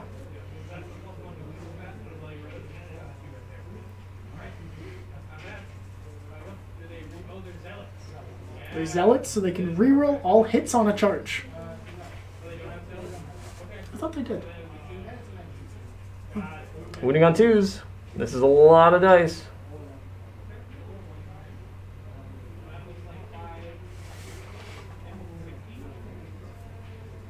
Looks like we're going to need to make 16 4-ups here. This could wipe the squad, potentially, based or depending on how good or bad he rolls. That is No. not great. I think Oh we no. should count how many he passed. Fails 10 out of 16. That, ugh. It's not too far off odds, but it sounds bad. Yeah. But yeah, that's pretty unfortunate.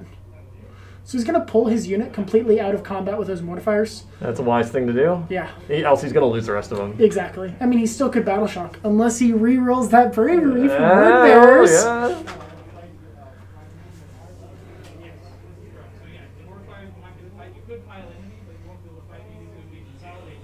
Now the mortifiers, because the models have been moved out of engagement range, they can't actually fight, but they can activate and pile in if needed.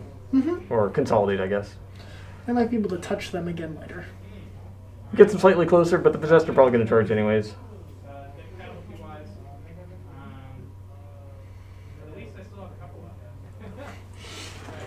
Joel appreciating that he still has a few left. And yes, those were the Repentia. Some of the scariest melee units in the game. Give some nuns chainswords and see what they can do.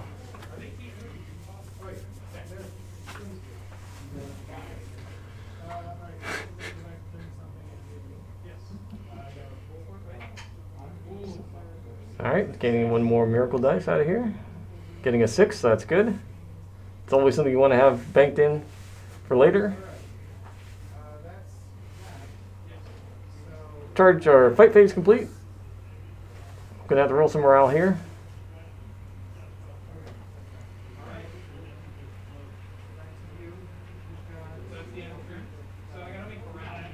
So Joel's doing morale checks here.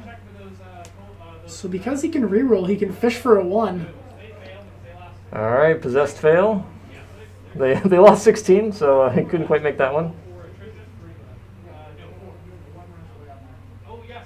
So he's going to lose 1 automatically, and then roll for attrition on the rest. Did he forget his reroll? He did forget his reroll. His Word Bearer's trait. Okay, so there's 1 left. Yikes. That was real bad right there.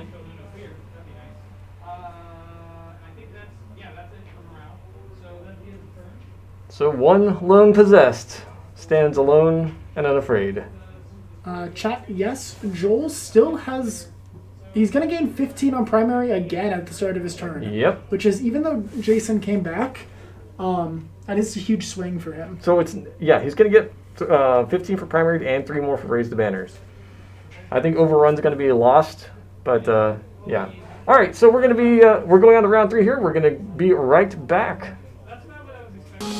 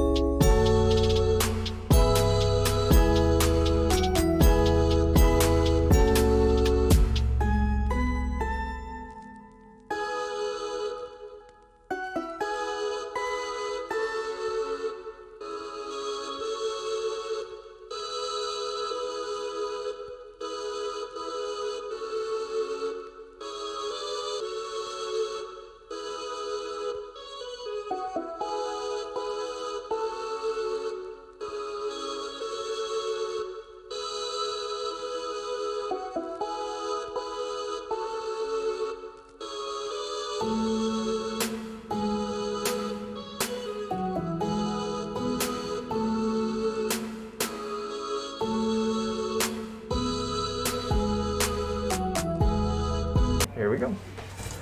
All right, welcome back. We are now at the top of turn 3. which I'm updating right now.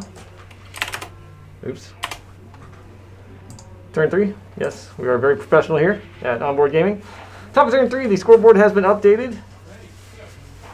So Joel now has a commanding lead in primaries, getting 15 for having 2 and 3 and more, and then 3 more for Raise the Banners. Yeah, honestly, I think it's just kind of coming down to deployment. Jason did a fantastic job coming back on that second turn, but just not being on all these objectives is kind of hurting him. Yep. He's going to have to make it up in the second half of the game here. The Dark Apostle in the bottom right, using all of his litanies, or Dark Litanies. I don't know what the Chaos version of a litany is called. It's a litany, but you douse it in, I don't know, tears of your enemies. Yeah, there you go. And you make sure to say, screw the Emperor. Whoa, whoa, whoa. That's too much heresy here. Heresy, sir. my bad. Sounding like a Dark Angels player. So yeah, guys, if you could let us know what your favorite Chaos Space Marines are in the chat, that would be awesome. Mine are Dark Angels. Just had to nudge that one in there for all of our Dark Angels fans. Yeah, I think mine are Blood Angels. Which are definitely not mutated. No, absolutely not. No. Totally pure gene seed. Totally.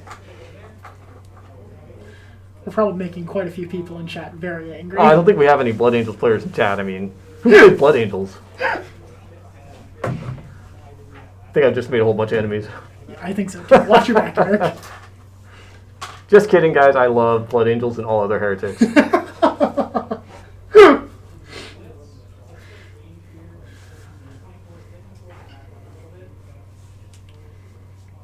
Ah, yes. Space Wolves. Chaos Space Marines.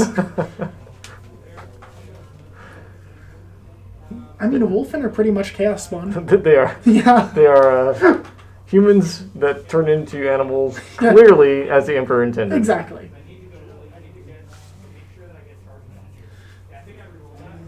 So Joel's trying to make sure he gets good distance on his advances here, so that way Celeste will let him slingshot up the board with his advance and charge.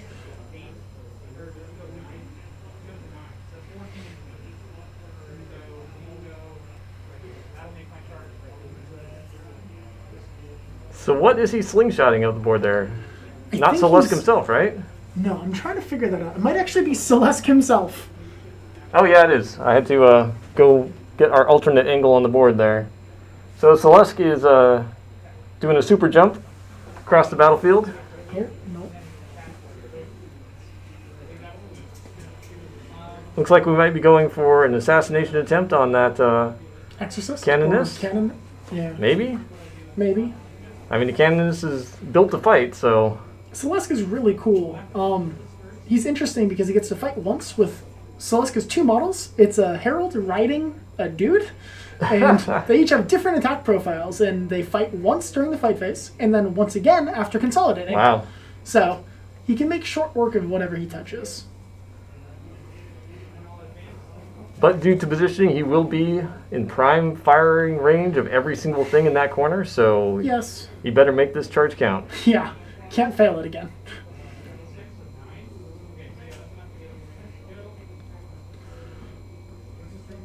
Looks like Joel is advancing backwards. It's not retreating. It's just advancing backwards. It's tactically running.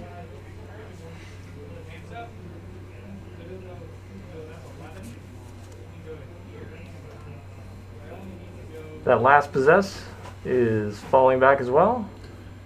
Not falling back, he's advancing backwards. Yes, yes. He's backpedaling. Just gotta phrase it to make sure to please your commissar. Yes. Advancing in reverse. I'm happy to see we have some other Slanesh lovers in chat. Celeste's great. Love them so much. A gorgeous model. So, tactically, in the top left there, Celeste can attempt to assassinate that Canonist, but the only thing touching that objective is that Exorcist. So he could potentially knock Jason off of there. But, I mean, does it even matter at that point? I think the Exorcist is more important. Stop him from scoring any points on primary. Oh, that's... Well, no, he Well, won't he's even already get it. not He scoring can any shoot. points on Yeah, primary. he'd get- Yeah. I would kill the Exorcist. Maybe kill it, then if he has enough distance, consolidate into the Retributors, stop their shooting. Oh yeah, that's true. Sisters have 0 fallback or charge stratagems. So fallback and shoot stratagems. They're not Ultramarines.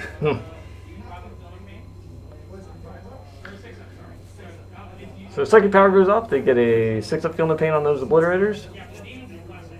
So it's a 6-up build. And then I'll throw out from this guy. He'll start by doing let's see here. So I can throw out a smack to the mortifiers. That's what he'll start by doing infernal power. All right, Celeste is casting Infernal Power. They have +1 for Viler. Reroll 1 hit rolls and win rolls of 1 for demons. Oh, I think this is my actually apologies. Master of Possession. Yeah, Master Yeah. Possession is my bad. How dare you, Eric? I don't know. I will then cast. I think I'll go ahead and cast Thirst first. So, Master of Possession is trying to get off his key spells that make these demon engines work. Super excited for later when they get 3-up ballistic skill and stuff. But for now, he's trying to get them reroll hits and runes of 1 and get them to the 4-up invul to protect them a little better from those Retributors.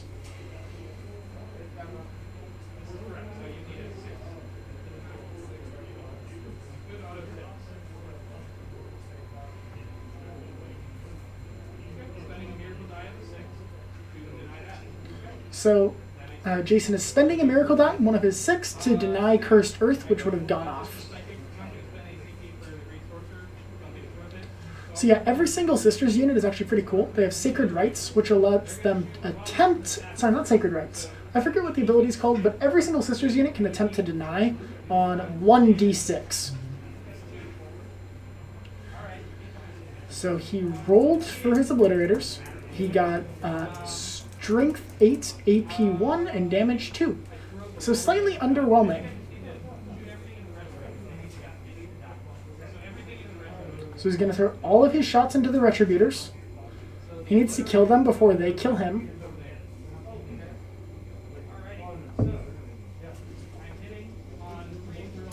He'll be hitting on 3s, re-rolling 1s. That's a pretty good roll right there. I don't see any 2s. Oh, unfortunately, a lot of those re-rolls didn't quite convert. And he'll be wounding on 2s. Re-rolling 1s. 3 fails. So that is a 14 wounds, 14 saves. So yeah, he'll be using the ones in cover. So it'll be a 2-up save. Yikes. But each of these are going to kill a Retributor. Yeah. For those of you who are curious about the army lists that are being used today, we do have the list now posted in Discord under the Warhammer 40k channel. There are links in chat right now that are giving you links to our Discord channel and Facebook page.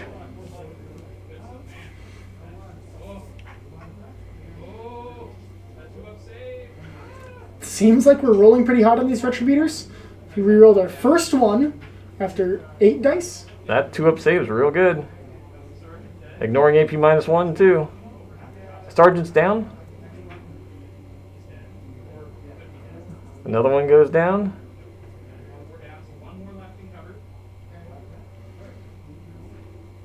He's targeting the ones in cover first. Nice.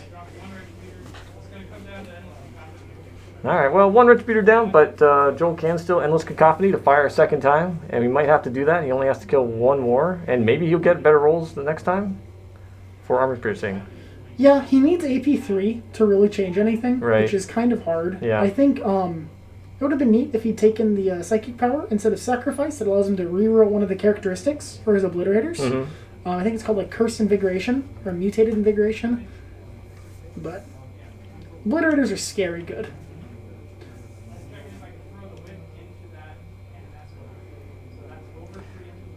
Celeste is attempting to throw or use its whip on the canvas, so they're just checking for a lookout sir right now. Demons don't believe in guns. Just longer melee weapons. Yeah. 1 at AP2. 1 damage. AP2, I believe, is ignored. And does 1 damage. Nice. Every damage matters. Yep.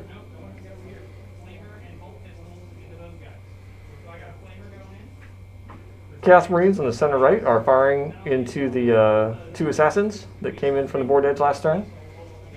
I forgot he had those Chaos Space Marines over there. Yep, they've been hiding out. They were hiding out behind the Lord of Skulls. Good cover. Yeah, it really is. So here we have these Chaos Space Marines with a beautiful conversion from Joel. That's a Flamer, I think. Yep. That wipes them out. Regular bolters and flamers did enough damage. Yeah, with those Death Cult Assassins down, I'm not sure how Jason's going to finish deploy Scramblers. I believe he has 1 more unit of them left. But where are they? Because I have to get there before 5th turn, and it's already turn 3. He has to deploy them this turn. But he can pop them in the backfield. He can come in through the board edge and be in the enemy deployment zone.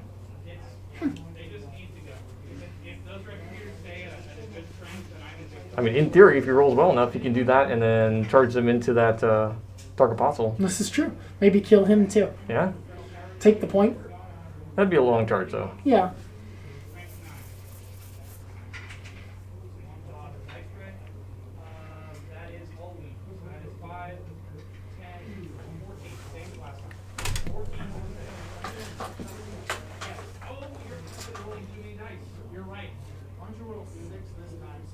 So we have had a rolling mishap.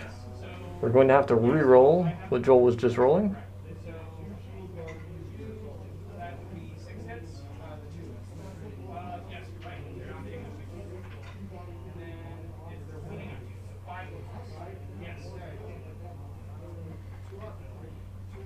This is once again against the Retributors. All right. That last one in cover is dead. So in the end, we had the right amount of shots. I just rolled them in the wrong order. My bad. So 2 left. So we ended up killing 2 Retributors and the Sergeant, which took out 2 Multi-Meltas off the board. It's really good for Joel. But once again, Valor's Heart, insanely tanky. Yeah. So charge phase, just silence going into the exorcist. Going into charge phase, and Joel has elected to multi-charge the Canonist and the Exorcist. Rolling a 6. I think that's going to get him in there. It is Slanesh's number, too. Fitting. How many CPs is Joel should be left at 1 after... Delightful Agonies? Yeah. Or, sorry, Endless Cacophony. Alright, he is in engagement range of both models. So at a minimum, he'll prevent the Exorcist from firing, since it does have blast weapons. It can fire its Heavy Bolter. Yeah. The multi-charge was huge here too, because Celeste, the actual demon on the bottom, hits like a truck with anti-tank, and the Herald on top is very anti-infantry. So the anti-infantry will be good against the Canonists, and the big old axe will be good against the Exorcist. A very efficient demon. Yes. Just Yep. like... So he is targeting the axe into the tank for the anti-vehicle attacks. He has 8 attacks with this at strength 8, so he'll be hitting on 2s and wounding on 4s. Oof. This guy's only 30 points more than a Demon Prince. He requires you to take a Slanesh detachment, but honestly, I think he's worth it.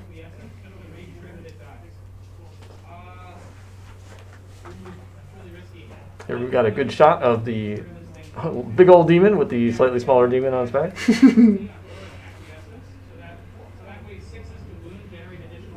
So he's going to spend his last CP on Aura of Acquiescence, which is 1 CP that allows his 6s to wound to generate extra hits that Jason has to save for. Oof. He's going to make this attack round No count. 6s, so it was a waste of a CP. Except he rolled those 6s. Oh, well, oh, It okay. happens. EP3. So 6 is a save for the And Exorcist. these are 3 flat damage. He chunks. So he'll be doing 9 damage to that. Puts it down to 3. That is He's going to a... make his 6 up Feel No Pains Oh now. yeah, he could make a couple here. Takes 8. He's only able to save 1 off the Feel No Pain.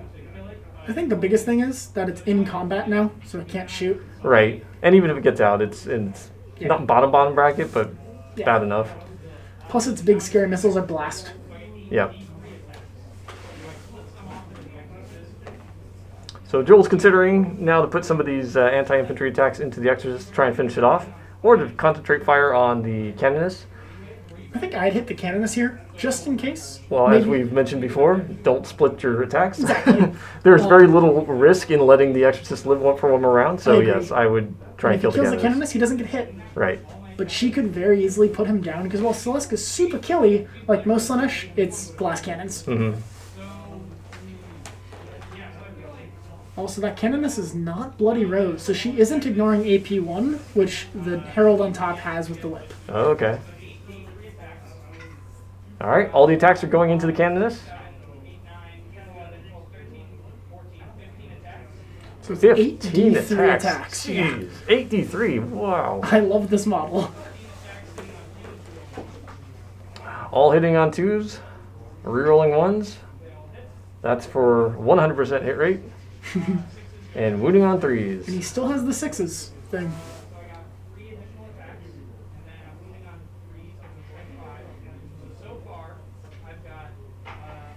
So far, we're looking at 11 wounds he's going to have to save. And 3d3 additional attacks. Because reasons.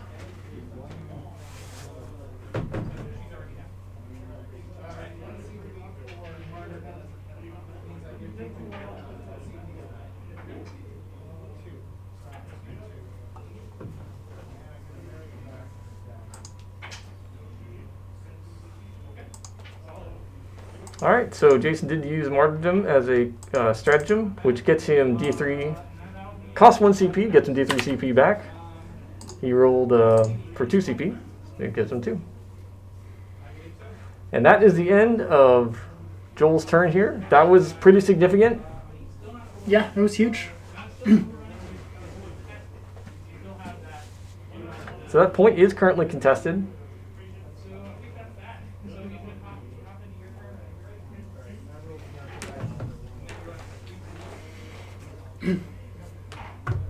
Joel gains 1 CP, so it'll put him up to 3. If Celeste had managed to kill both the Exorcist and the Canonus, that would have been kind of crazy. Yeah, that would have been pretty huge. I think where he's left right now is pretty good, though. But Jason still does have a significant amount of firepower right there in range. 2 full units of mortifiers, and that Repentia squad is still alive. However, not gaining any points on primary, another turn, That's gonna, it that hurts. He's gonna need to catch up on turns 4 and 5, really, in there. He might be ahead on points on board, but points on the scoreboard? Yeah. That's another story.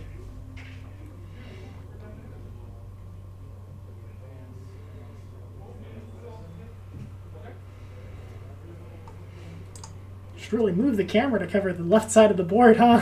Yeah. Seems like all the action's happening there. The right side might be a little too bright from the God Emperor's light.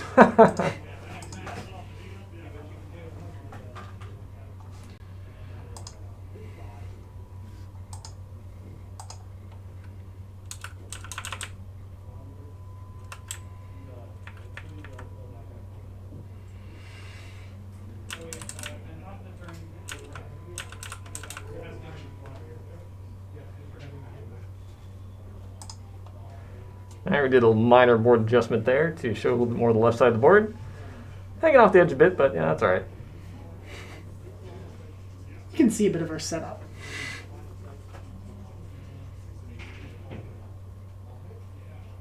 Alright, while Jason is contemplating his moves here, what is your favorite faction in chat? Mine is Ultramarines because they are obviously the best. The best of the best. Raboot Gilman was equal to the Emperor in every way. And all Oh man, that. that's going to start so many fights in chat right now. Just First- killing Eldar are the best. This is true.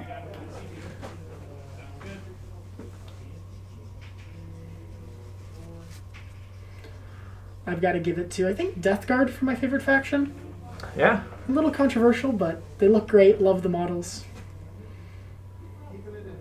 Now that's a lot of heresy.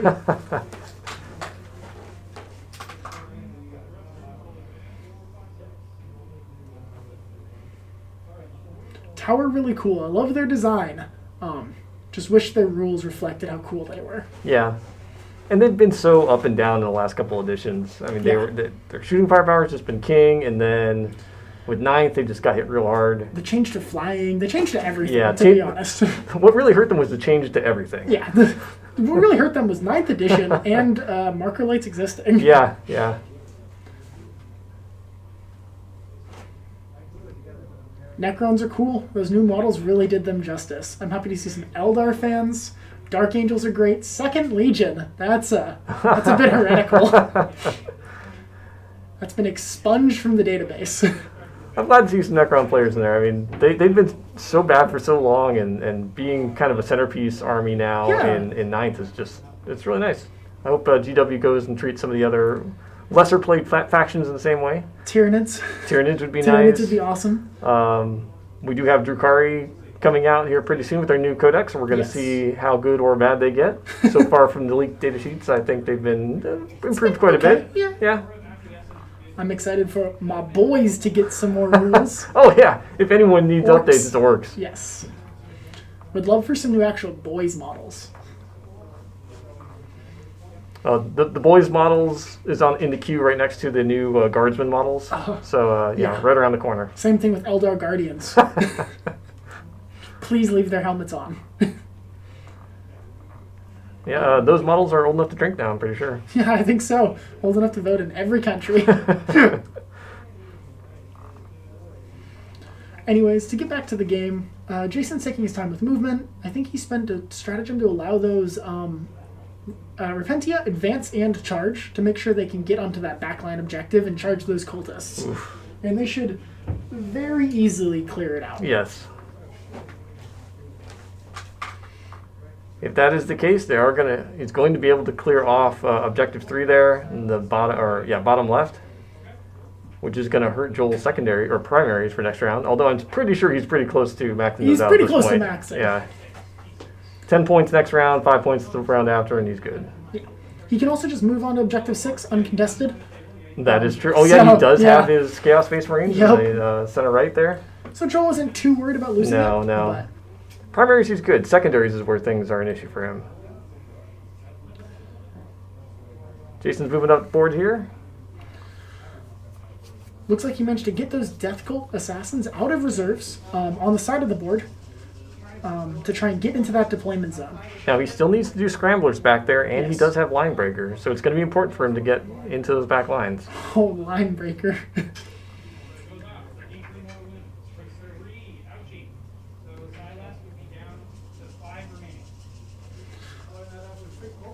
Silesk taking some mortal wounds from something the sisters had that I missed.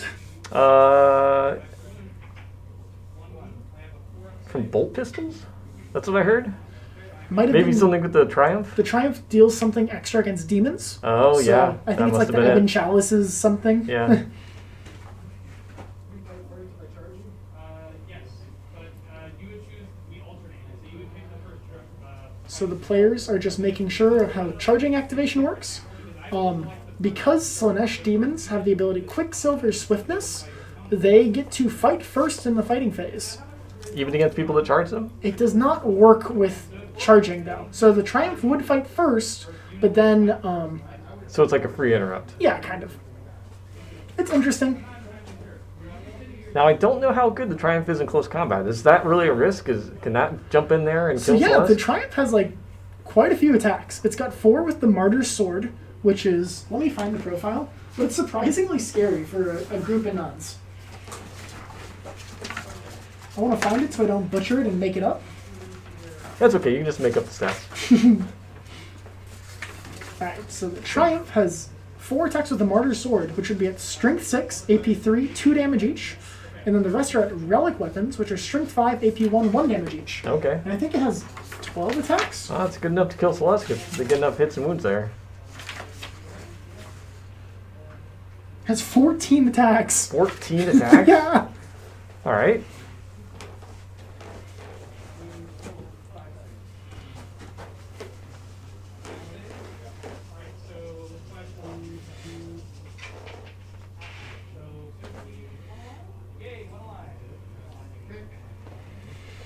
All right, that was mortifier attacks into the Chaos Space Marines in the bottom center. There is 1 surviving. Second unit of mortifiers is going to split fire into the single Chaos Marine in the bottom center, the single Possessed in the bottom left, and into Silask. Killing those random stragglers is important. Yes, it is. The important one here is killing that Space Marine in the Objective 2. on Objective 2. So I would probably want to attempt to overkill that, since the single Possessed there is not really a threat or doing anything.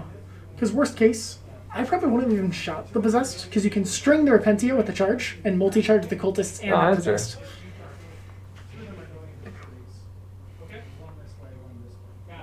So it sounds like he's making sure to kill that Space Marine in the trees with 2 of the mortifiers going that way. He will be hitting on 4s due to the trees.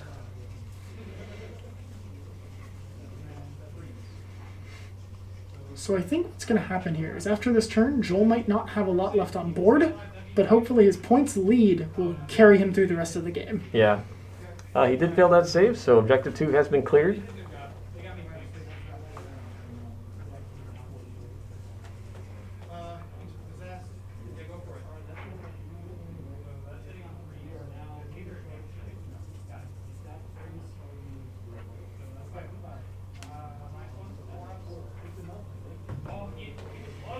He tried his best. Yep, that Possess goes down. And the last 6 attacks going into Silask here. And, they're 2 flat damage, so he could potentially do a brick of damage here. 1 wound, 5 up invul. Silas down to 2 wounds. So he's going to have the Exorcist shoot into those Chaos Space Marines near Objective 6.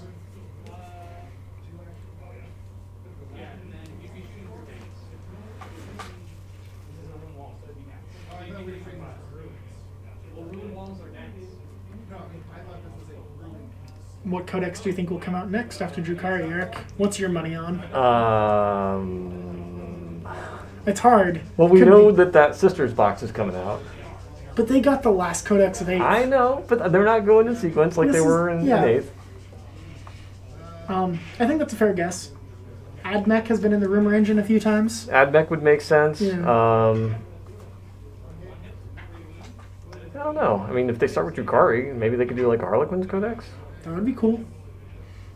But they're not going to release 2 of those back to back. So No, absolutely not.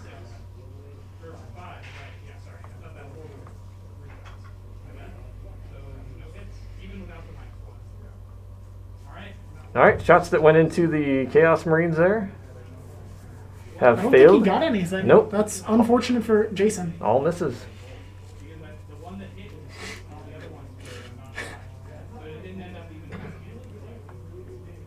Yeah, but that Exorcist is heavily bracketed, and it was a -1 to hit through that ruin wall. Yeah, that really hurt it. Yeah. The Machine Spirit is angry. It's hard to shoot when your wires are all frayed and your hole's smoking. Yep. Retributors firing the multi-meltas into the Obliterators. Try to shift them off the table.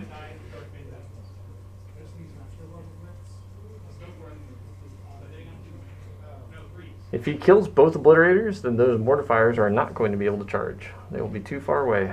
Or if not, they're going to have a really long bomb charge.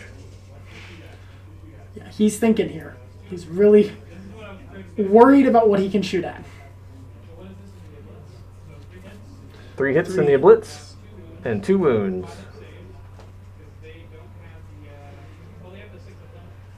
Saving on a 5-up. 2 fails. D6. 4 damage. 4 on 1 with 6 up, feel no pains. So that's 1 down. Second one. The other Okay. one's 1 damage. So there's still an Obliterator left.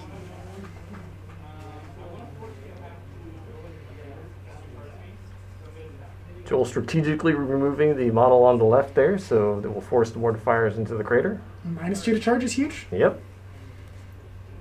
New FAQ for Death Guard and Inexorable Advance makes me sad now with difficult ground. Yeah, difficult ground is such a huge, important part of 9th. Craters and 4s should be used more, I think. Mhm. It really makes you have to think a little more tactically about where you're charging and where you're deploying. Yeah.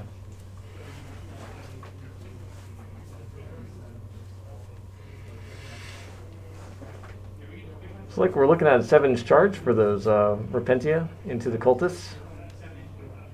Is that all he has left down there is Cultists? Yeah. No, there's a Master Possession back Oh, there and too. Master Possession. Okay.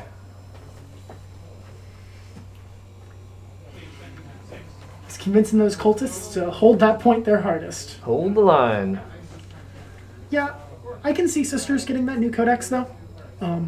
Theirs is still new, but it would make sense. Yeah. Plus, it seems like GW likes to alternate between Imperium and Yeah. and non-Imperium releases. Yeah. Yeah. At this rate, it'll be like Sisters, non-Imperium, Admech, non-Imperium, Grey Knights, non-Imperium. Yeah.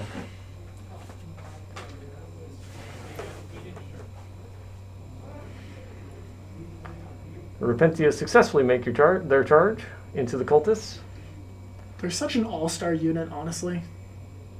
Cultists are about to have a real bad day. I think I'd also have a bad day if someone screaming Sinner charged me with a souped-up chainsword. Grey Knights could use a new codex too. That would be cool. You know what? I'd be pretty I happy want them to about have 2 Grey Knights. wounds. That would be They're nice. such a cool army. Grey Knights need one. Black Templars could really use a supplement. Ooh, that would be awesome.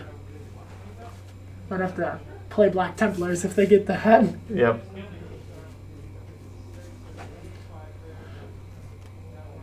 Imperial Guard need their book desperately. Oh, they so badly do, yes. Yeah. I want my Baneblade to actually do something. You can play it against me. It could one-shot Mortarion. It's got like a 3% chance. A regular Baneblade? Not a Shadow Sword? Oh, wait, sorry, Shadow Sword. Oh, yeah. My Baneblade is so old, there was only the Baneblade kit. Oh, no. If you wanted a Shadow Sword, you had to go to Forge World at the time. That's unfortunate. Showing my age. 6-inch charge, here we go. Rolls a 7, good to go. Yum, yum, eat all. Okay, so it looks like those mortifiers made it in even with the -2. I think that last Obliterator is going to have a bad time. Yep.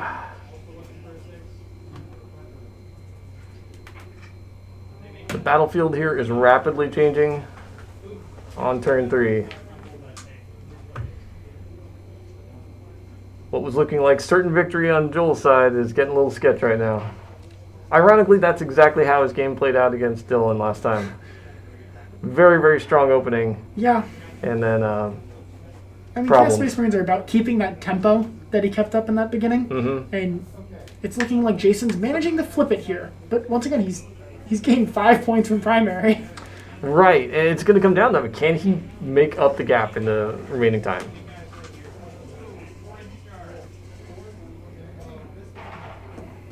Gonna need a 4-inch charge. Yeah, Sisters are deadly. So he made the charge because of Miracle Dice. Silesk has, I believe, 2 wounds left, so this is going to be interesting. Look at that shot. Here they come.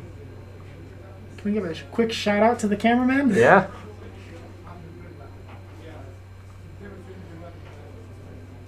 Shout out to Anthony for all of his hard work setting up the cameras here tonight. Thank you, And Anthony. the mics, and And literally everything. Yeah.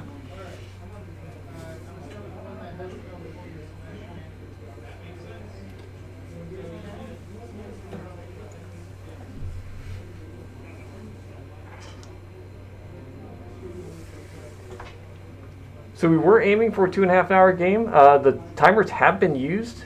They are down to 13 minutes on one side and 22 on the other. Yeah. We did pause the timers in between rounds and when we were doing some discussion because this is not a tournament game. No. Silesk saved every save from the non-martyr swords. Ooh. So here's the martyr swords, which are the scarier ones. They'll be wounding on 4s. All of them wounded. Gonna need 3. Let's go. 3 5-ups. And he makes... No. He tried. The Dark Prince almost blessed him today. Almost. So, Silesk goes down. bye Silesk. The wings on those cherubs look great. Yeah, Yeah. very nice.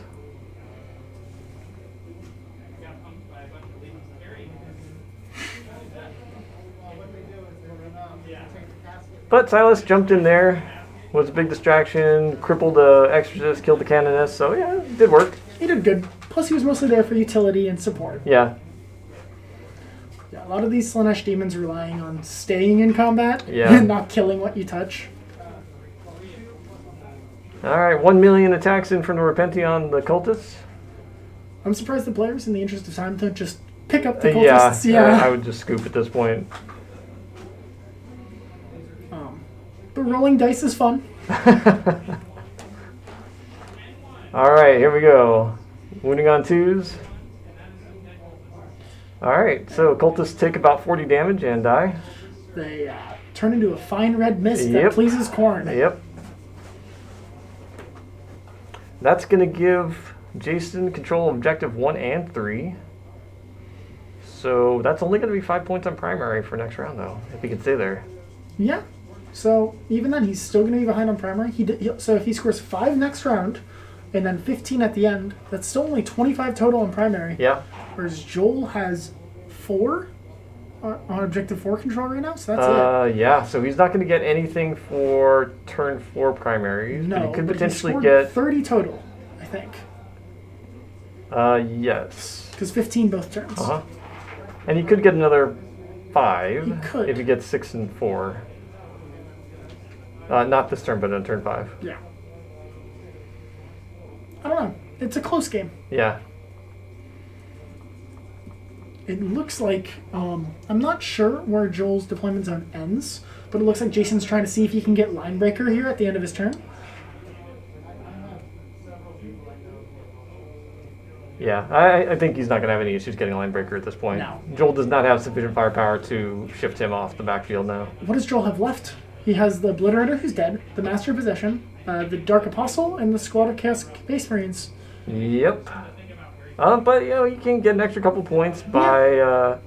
if he gets on 0.6, he will get some overrun points. I think just 1, but, you know, that's something. Yeah, better than nothing. Yeah, Sisters just have an insane amount of damage. If they do get a new Codex, I think it would be more of a nerf than anything else. They are doing pretty well right now. I don't want to say nerf. It would be like that Space Marines book where everything kind of just toned down a little bit. Yeah. So if a new Sisters of Battle Codex did come out, what kind of changes would you like to see? Comment in chat. I would like to see more expensive Retributors. Expensive Retributors? Yes.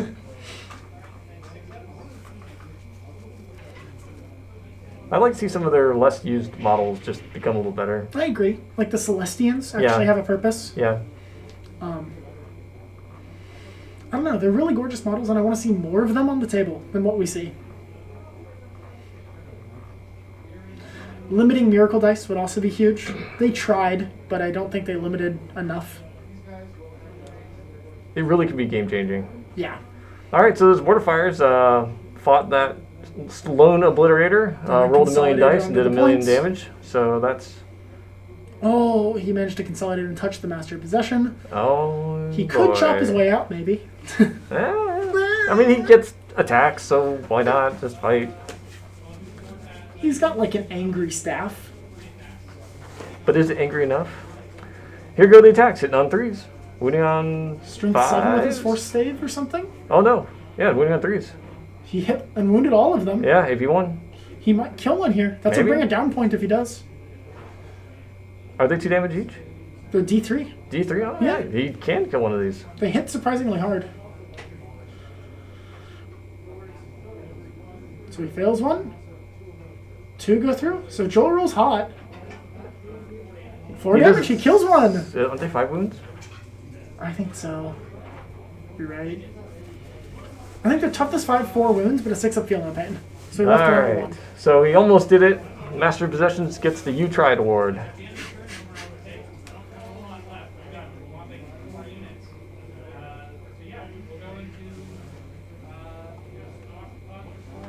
Alright, we're going to pause for scoring and get an update here. There's not a lot left on the board, so we're going to be back in just one moment.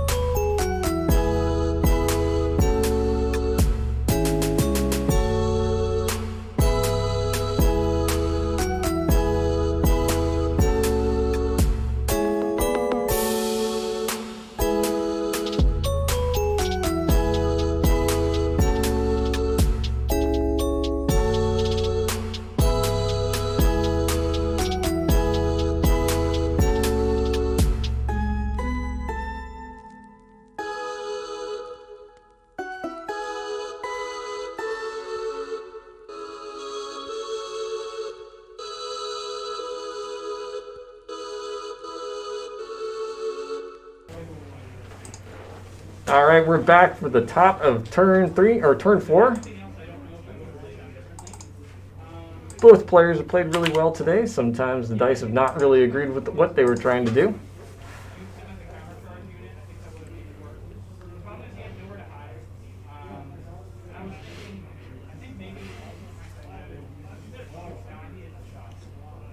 All right, so Joel is starting out here by discussing strategically how he's going to try and max out his points here, see if he can keep the lead. It's always worth it, like I've said before, to see how many points you can maximize when you have 10 models left. Yep.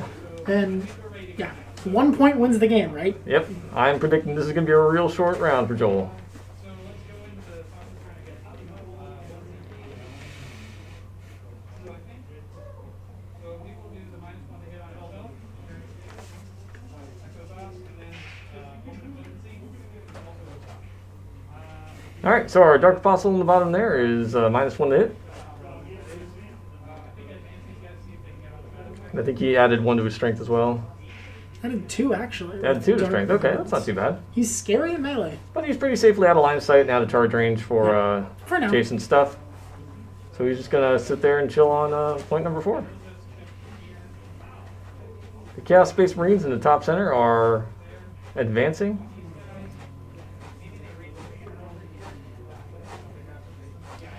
Yeah, banner's important here. It would give him a point next turn and a point at the end of the game. And Jason has no way of removing it. Yep. So, every point matters.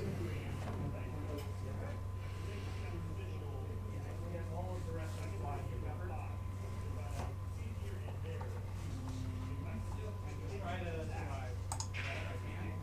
And then I raise the banner.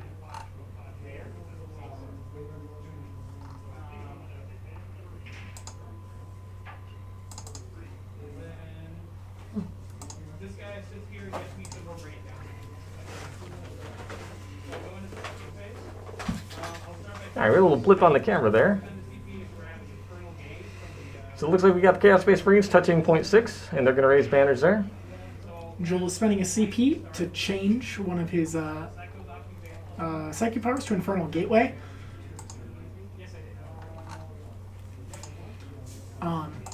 So he casts Smite on a 5, from his +1 to cast, and he's going to smite those mortifiers.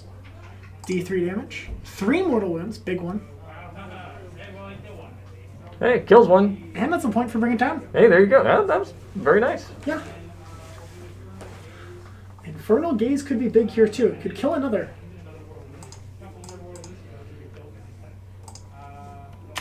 Really just scrounging out these last few points. Yep.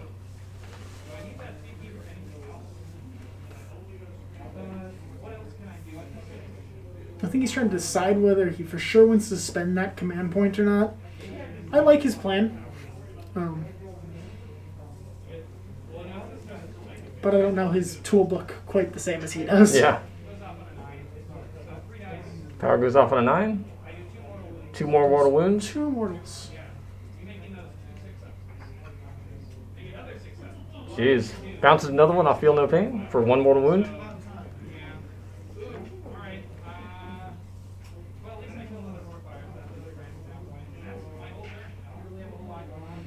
And just like that, Joel's going to end his turn. Very fast turn.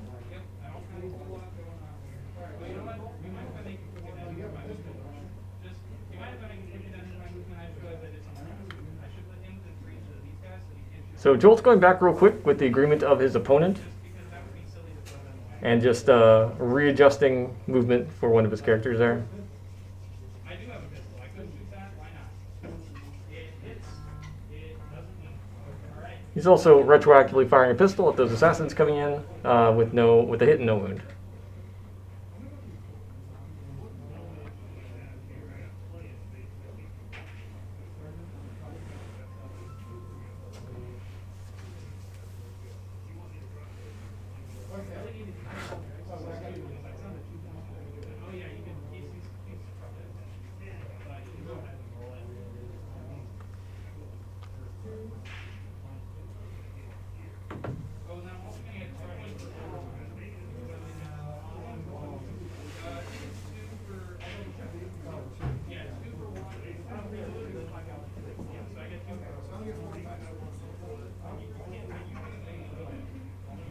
So we're rolling a lot of dice. I think the mortifiers are going to remove our Master of Possession from the game, send him back to the warp, let him repair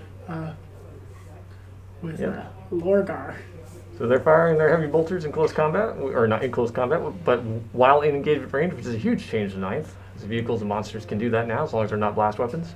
So good. You do have a hit penalty, but it just means that, walking up and touching a tank doesn't prevent it from firing anymore. It's really nice. But mortifiers make it seem like a little incidentally Yeah. very strong on our It's- lighter it's quite walkers. good, yeah. Yeah. But yeah, it's nice that my one random Chaos Cultist can't go run up and scream at your Baneblade, Eric, Right. and stop it for a turn. I think it would be cool if vehicles could automatically like run over models under a certain toughness. That would be nice. Right? Mm-hmm. It would make a little more sense.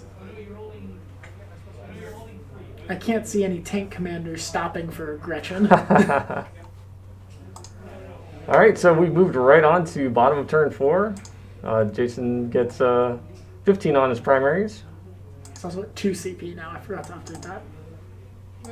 Joel's on 2 CP. Jason. Jason's on 2 CP. So here's where Jason has to swing the game's points back in his favor. Did he gain 15 from primary? Yeah, he did. Okay. So he has 1, 5, and 3. Yep, 1 exactly. So it gives him 2, 3, and more for 15 total.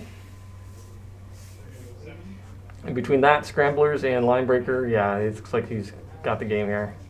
So next turn he'll be able to deploy scramblers. That'll be another 10, gain another 15, and that's just game. Yep. But I think they're going to play it out just for sportsmanship and Yep, and it'll be quick.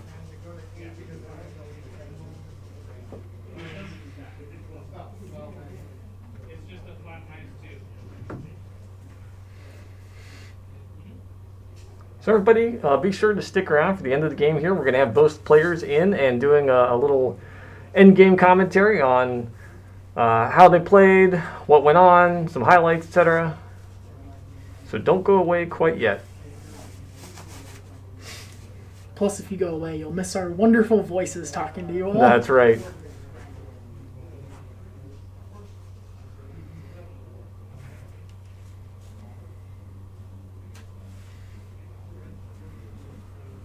You get to hear our lovely muffled voices talking through the masks.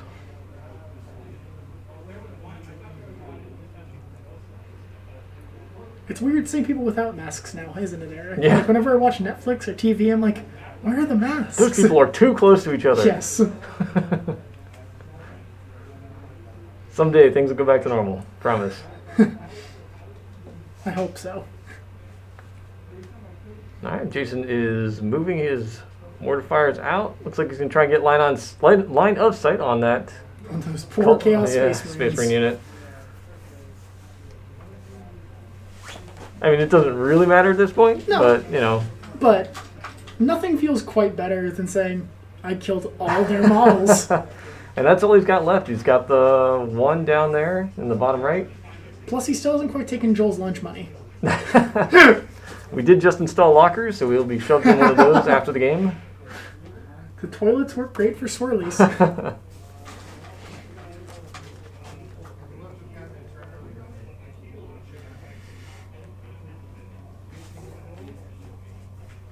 This is what you get for being a follower of chaos, though.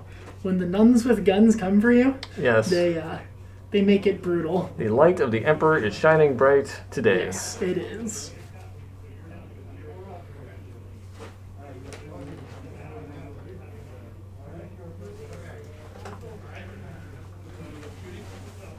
All right, moving into the shooting phase. Let's see what survives. My money is on the Dark Apostle, and that's it. Yep, that's what I'm thinking too. But only because he can't see him.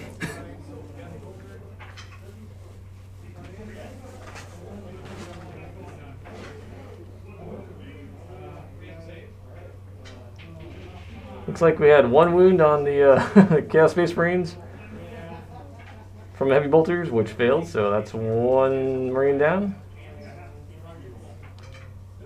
Here come the missiles from the Exorcist.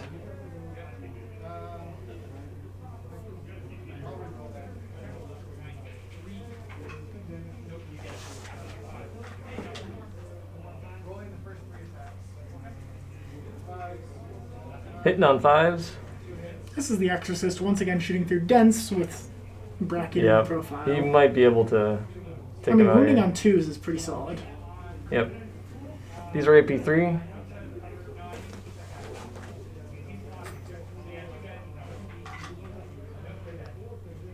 Loses two more guys in cover. Nikki's got 2 models left in that unit. Now you got mortifiers and you survived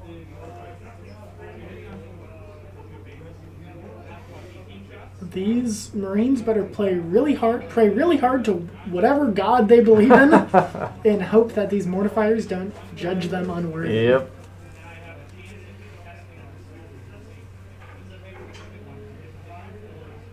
Because if these don't die, Joel will gain 5 points from primary, which is pretty big. Yeah. 5 points for primary. He'll get another 2 for banners, and then another 1 for overrun. Yeah. Like, it's important that these live. Yep. 11 wounds. 11. Joel could roll like 11 6-ups. Yep. Seen it happen. Let's go. 11 6-ups. Rolling on the guys in cover first. He's kind of doing it. Maybe. Oh, almost. Come on, he's got 2 models left. And nope, they're gone. So that means no primary for me going to the next turn. So we can pretty much, let's see here. Alright, so bottom of the turn, already got your line breaker. So line breakers, scramblers. All right, bottom of turn.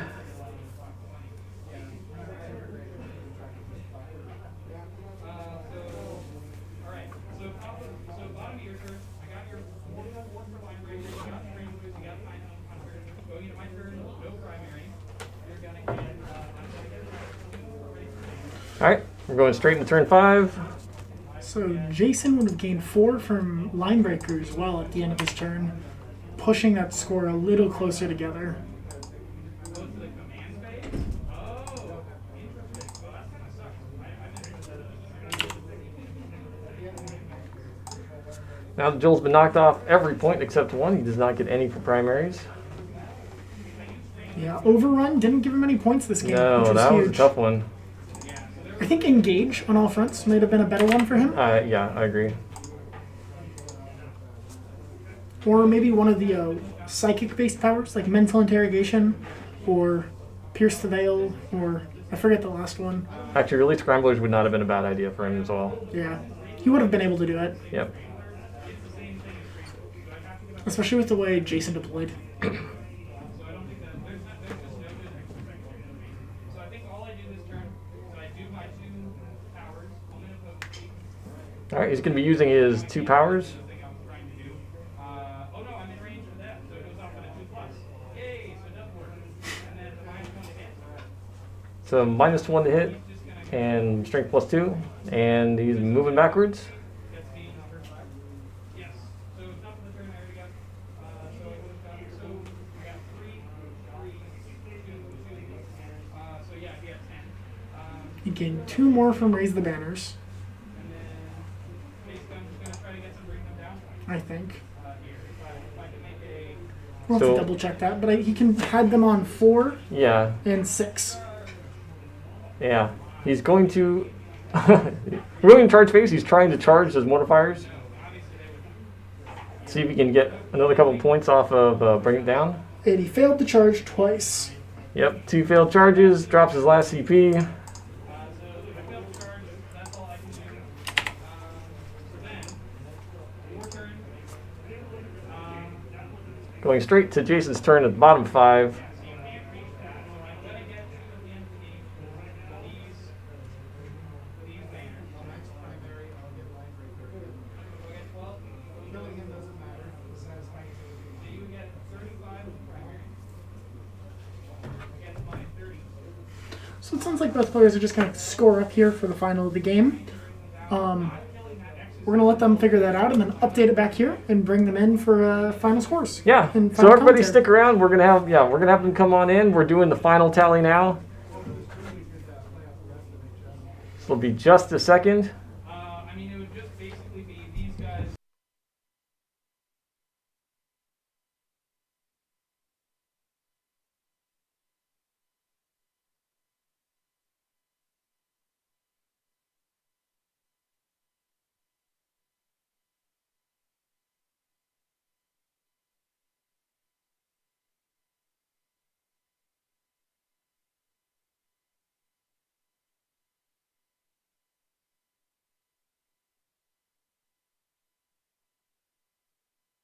shooting. All right, we've got the end game scores, so we're updating right I now. think this mission was a hard one for me because I didn't have a good third secondary to bring. There was literally like nothing I could really do for my third secondary. Scramblers, engage. Scramblers is the same as raise the banner, and that I got me more realized points. that, Yeah, so there was nothing good.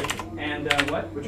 All right, so That's more than I Did would that have engage done. in offense? getting a lot Yeah, but of background noise That's a here. difficult one for me because. All right, final score is going to be Jason 63, Joel 51, and we're going to bring them in here and talk about the game. I would have gotten But it's not like potentially 8 points over the course of that game. 8 is better than 4. This is true.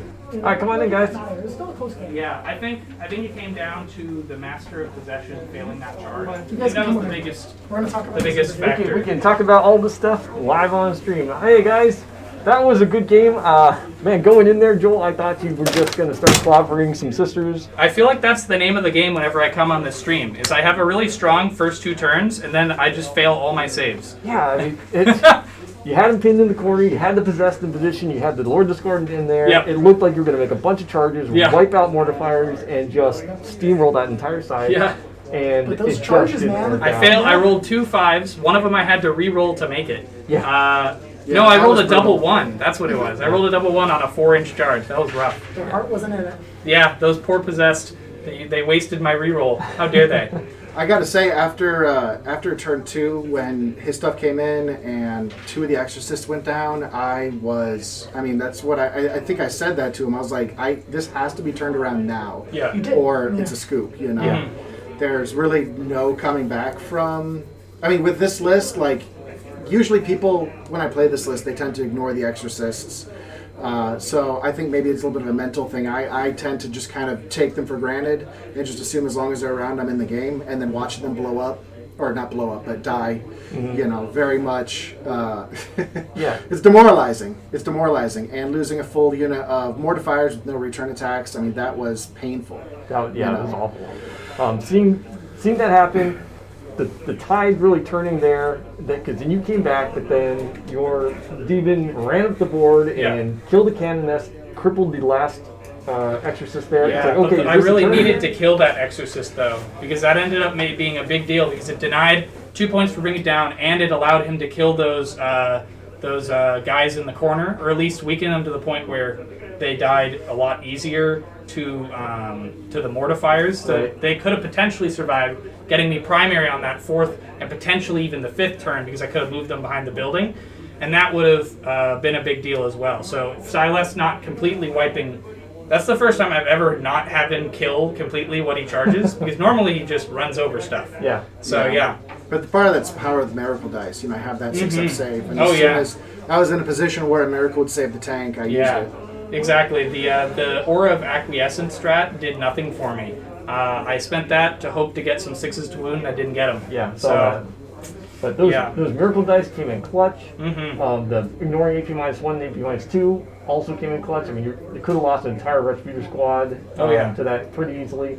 Yep. So, yeah. It's just Yeah. like whenever sisters need to pass something, they can because of miracle dice. And As that's long why as you have get good consistency. dice. Yeah, Yeah. You can with the Triumph and then that Warlord trade and a few other ways. Yeah, Yeah. There's a few ways to game it. I've still had some terrible games where I You get gain 2s low and miracle 3s, dice. Yeah. and there's nothing to work with, which Yeah. the Triumph helps with. It Because kind of of, ups and downs. it and you polishes can use those that turns. stratagem to round them up with the unnecessary ones, but yeah. Yeah. But I think it was also fun. It's only the second time the Triumph has made it to melee, which is very exciting. Yeah. You know, it's a pretty epic showdown there. You know. Yeah, I was really hoping you'd fail a couple of those wound rolls, but you got like all 4 wounds against Silas with the big scary sword, which was not ideal. No. Like when I Yeah. made all those saves against the tiny swords, I was excited, thinking, "Ooh, is he gonna actually survive?" it looked like the Dark Prince was blessing you. And then, Yeah. And then the real one came. Yeah, That was the light of the Emperor shining through. Yeah. The Astronomicon burned Yeah, ready today. the Emperor really did shine on my invulns because I did not make a lot of them. Yeah, I failed a lot of key invuln saves in that game, I think. But overall, I think the only mistake I really made was putting the Lord of Skulls on the right flank. I feel like the 4-up invuln would have been more impactful than the -1 to hit. I think I chose the wrong buff to give him in that situation. So because I would have blocked a couple more Exorcist shots, and he would have had to put more shots into him. But overall, I think the Lord of Skulls just was going to have a rough time against this list. Yeah. Lots of ranged anti-tank. Yep. But hey, I wanted to bring him anyway, just because you rarely see him on the tabletop. Yeah, He's great gorgeous. model. You did a great job playing him. You know, Thank looks you. like there's a question. Somebody wanted to know why you didn't shoot the Blitz into Mortifiers in 3. So the mortifiers were a big issue, but the problem is they weren't. I feel like maybe it should have shot into the mortifiers, but the thing is I wasn't getting the very good like AP rolls, and I got the 3 damage, but I really needed to kill those eradicators or the retributors, because I feel like the retributors were the ones that were really going to, because they ended up killing Silesk, or at least putting him down to a position where or wait, no, they shot at what, the Obliterators? Yeah, so They killed I him think on the 1-on-1. you know, now I think about it, maybe I should have shot at the mortifiers potentially. I think that would have probably been more impactful. I think I was just really focused on those retributors, just because I knew how much damage they could do back to me. Because you rolled the low AP, I think shooting the mortifiers. I don't know. I think it would have killed 1 or 2 mortifiers. Would have gotten me a couple more bring it down points, but I then don't. for sure is they Yeah, got to the I think field. ultimately the big. I don't know. That probably wouldn't have won me the game. I think the big thing was that there were 2 key points. I think there was the Lord of Discordant failing his charge, and the Exorcist not dying to the Silesk. Those 2 things meant that I wasn't able to rack up as many points as I could have in the primary, because I wasn't able to keep pressure on him in the later turns. So I think the mortifier, like not shooting at them, was probably a bit of a mistake, but the retributors at the time seemed like the scariest threat. So I know we talked a little out there, but how did you feel about Overrun as a secondary? yeah, I definitely made a mistake with Overrun. I think I misread it. I thought it was at the end of the turn, not the start of the command phase. I think that's just it's a rough secondary. Overall, it was hard to pick secondaries for me. There was not a very clear, good third secondary, because neither of us have any faction-specific secondaries, which makes a lot of, like, if you don't get that good mission-specific secondary, it's hard to pick that third one. Because I knew that Raise the Banners was the way to go, because it could have racked me up more points than Scramblers, and I knew that I had the board coverage to get me all the Raise the Banner points that I could have gotten.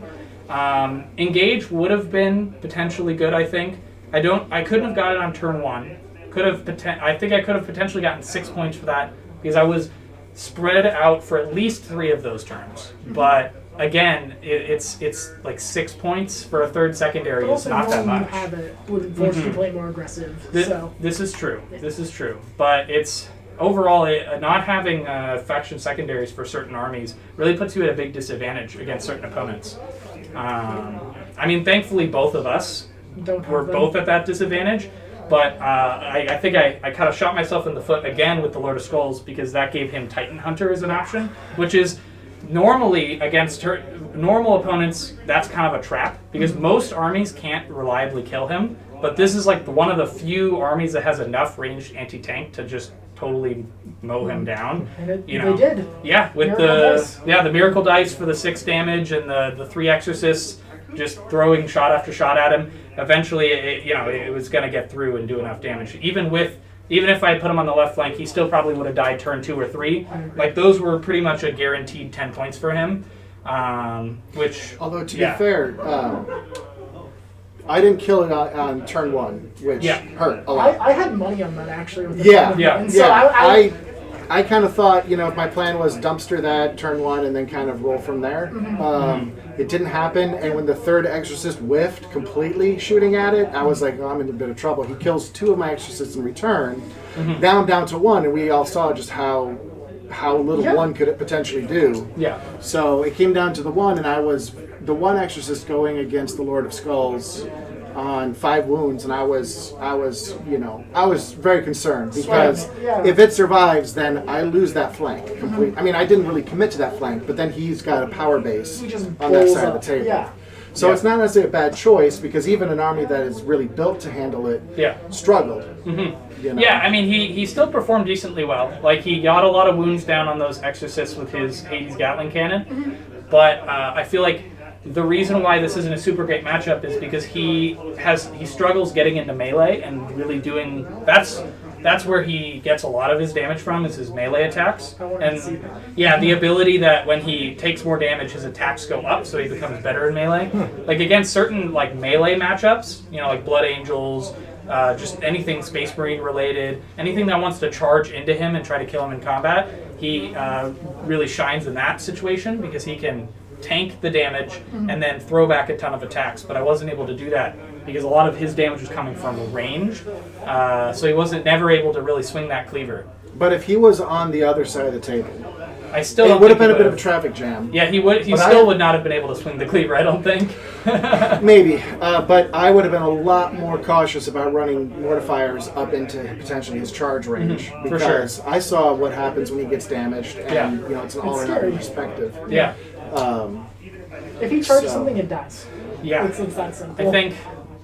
Yeah, it's just it was a tough decision where to put the list goals because you just had nowhere to hide. That's kind of the nature of this guy, and that's kind of the downside to big Lords of War right now are kind of just really hard to make works properly because they give up tons of points for Titan Hunter. They can't hide them. So this guy, I have a lot of buffs going in, but I knew that he was really going to struggle with all those exorcists shooting at him because you throw enough dice at him, and eventually he's going to go down. Especially when you get to dictate what those dice are. Yeah, definitely. Game changer right there. Yeah. Can I just do a quick shout out? Yeah, go ahead. So somebody had noted how the paint job on the model. I didn't paint the Triumph or the Canoness or the Imagifier. That was a buddy of mine, Zach Minago, who he does some commission work. He did my Triumph. I think it came out fantastic. Looks great. You can't Yeah, really looks see amazing. the decal work on the scroll from this angle, but he put a lot of effort into it, and I just wanted to give him a shout out for his work. All right. All right, guys. Thanks for coming in. Thanks for the game. It was a really good one to watch. Congratulations on your win, Jason. And, Thanks. yeah, we're gonna be back here next week with Death Guard versus Dark Angels, Battle of the New Codexes. So tune in then. Once again, special thanks to Anthony for setting up the cameras and doing the technical work. Thank you, And Anthony. our special guest star commentator today, Wyatt. And hashtag chicks before heretics. All right. Thanks, everybody. And we will talk to you next time.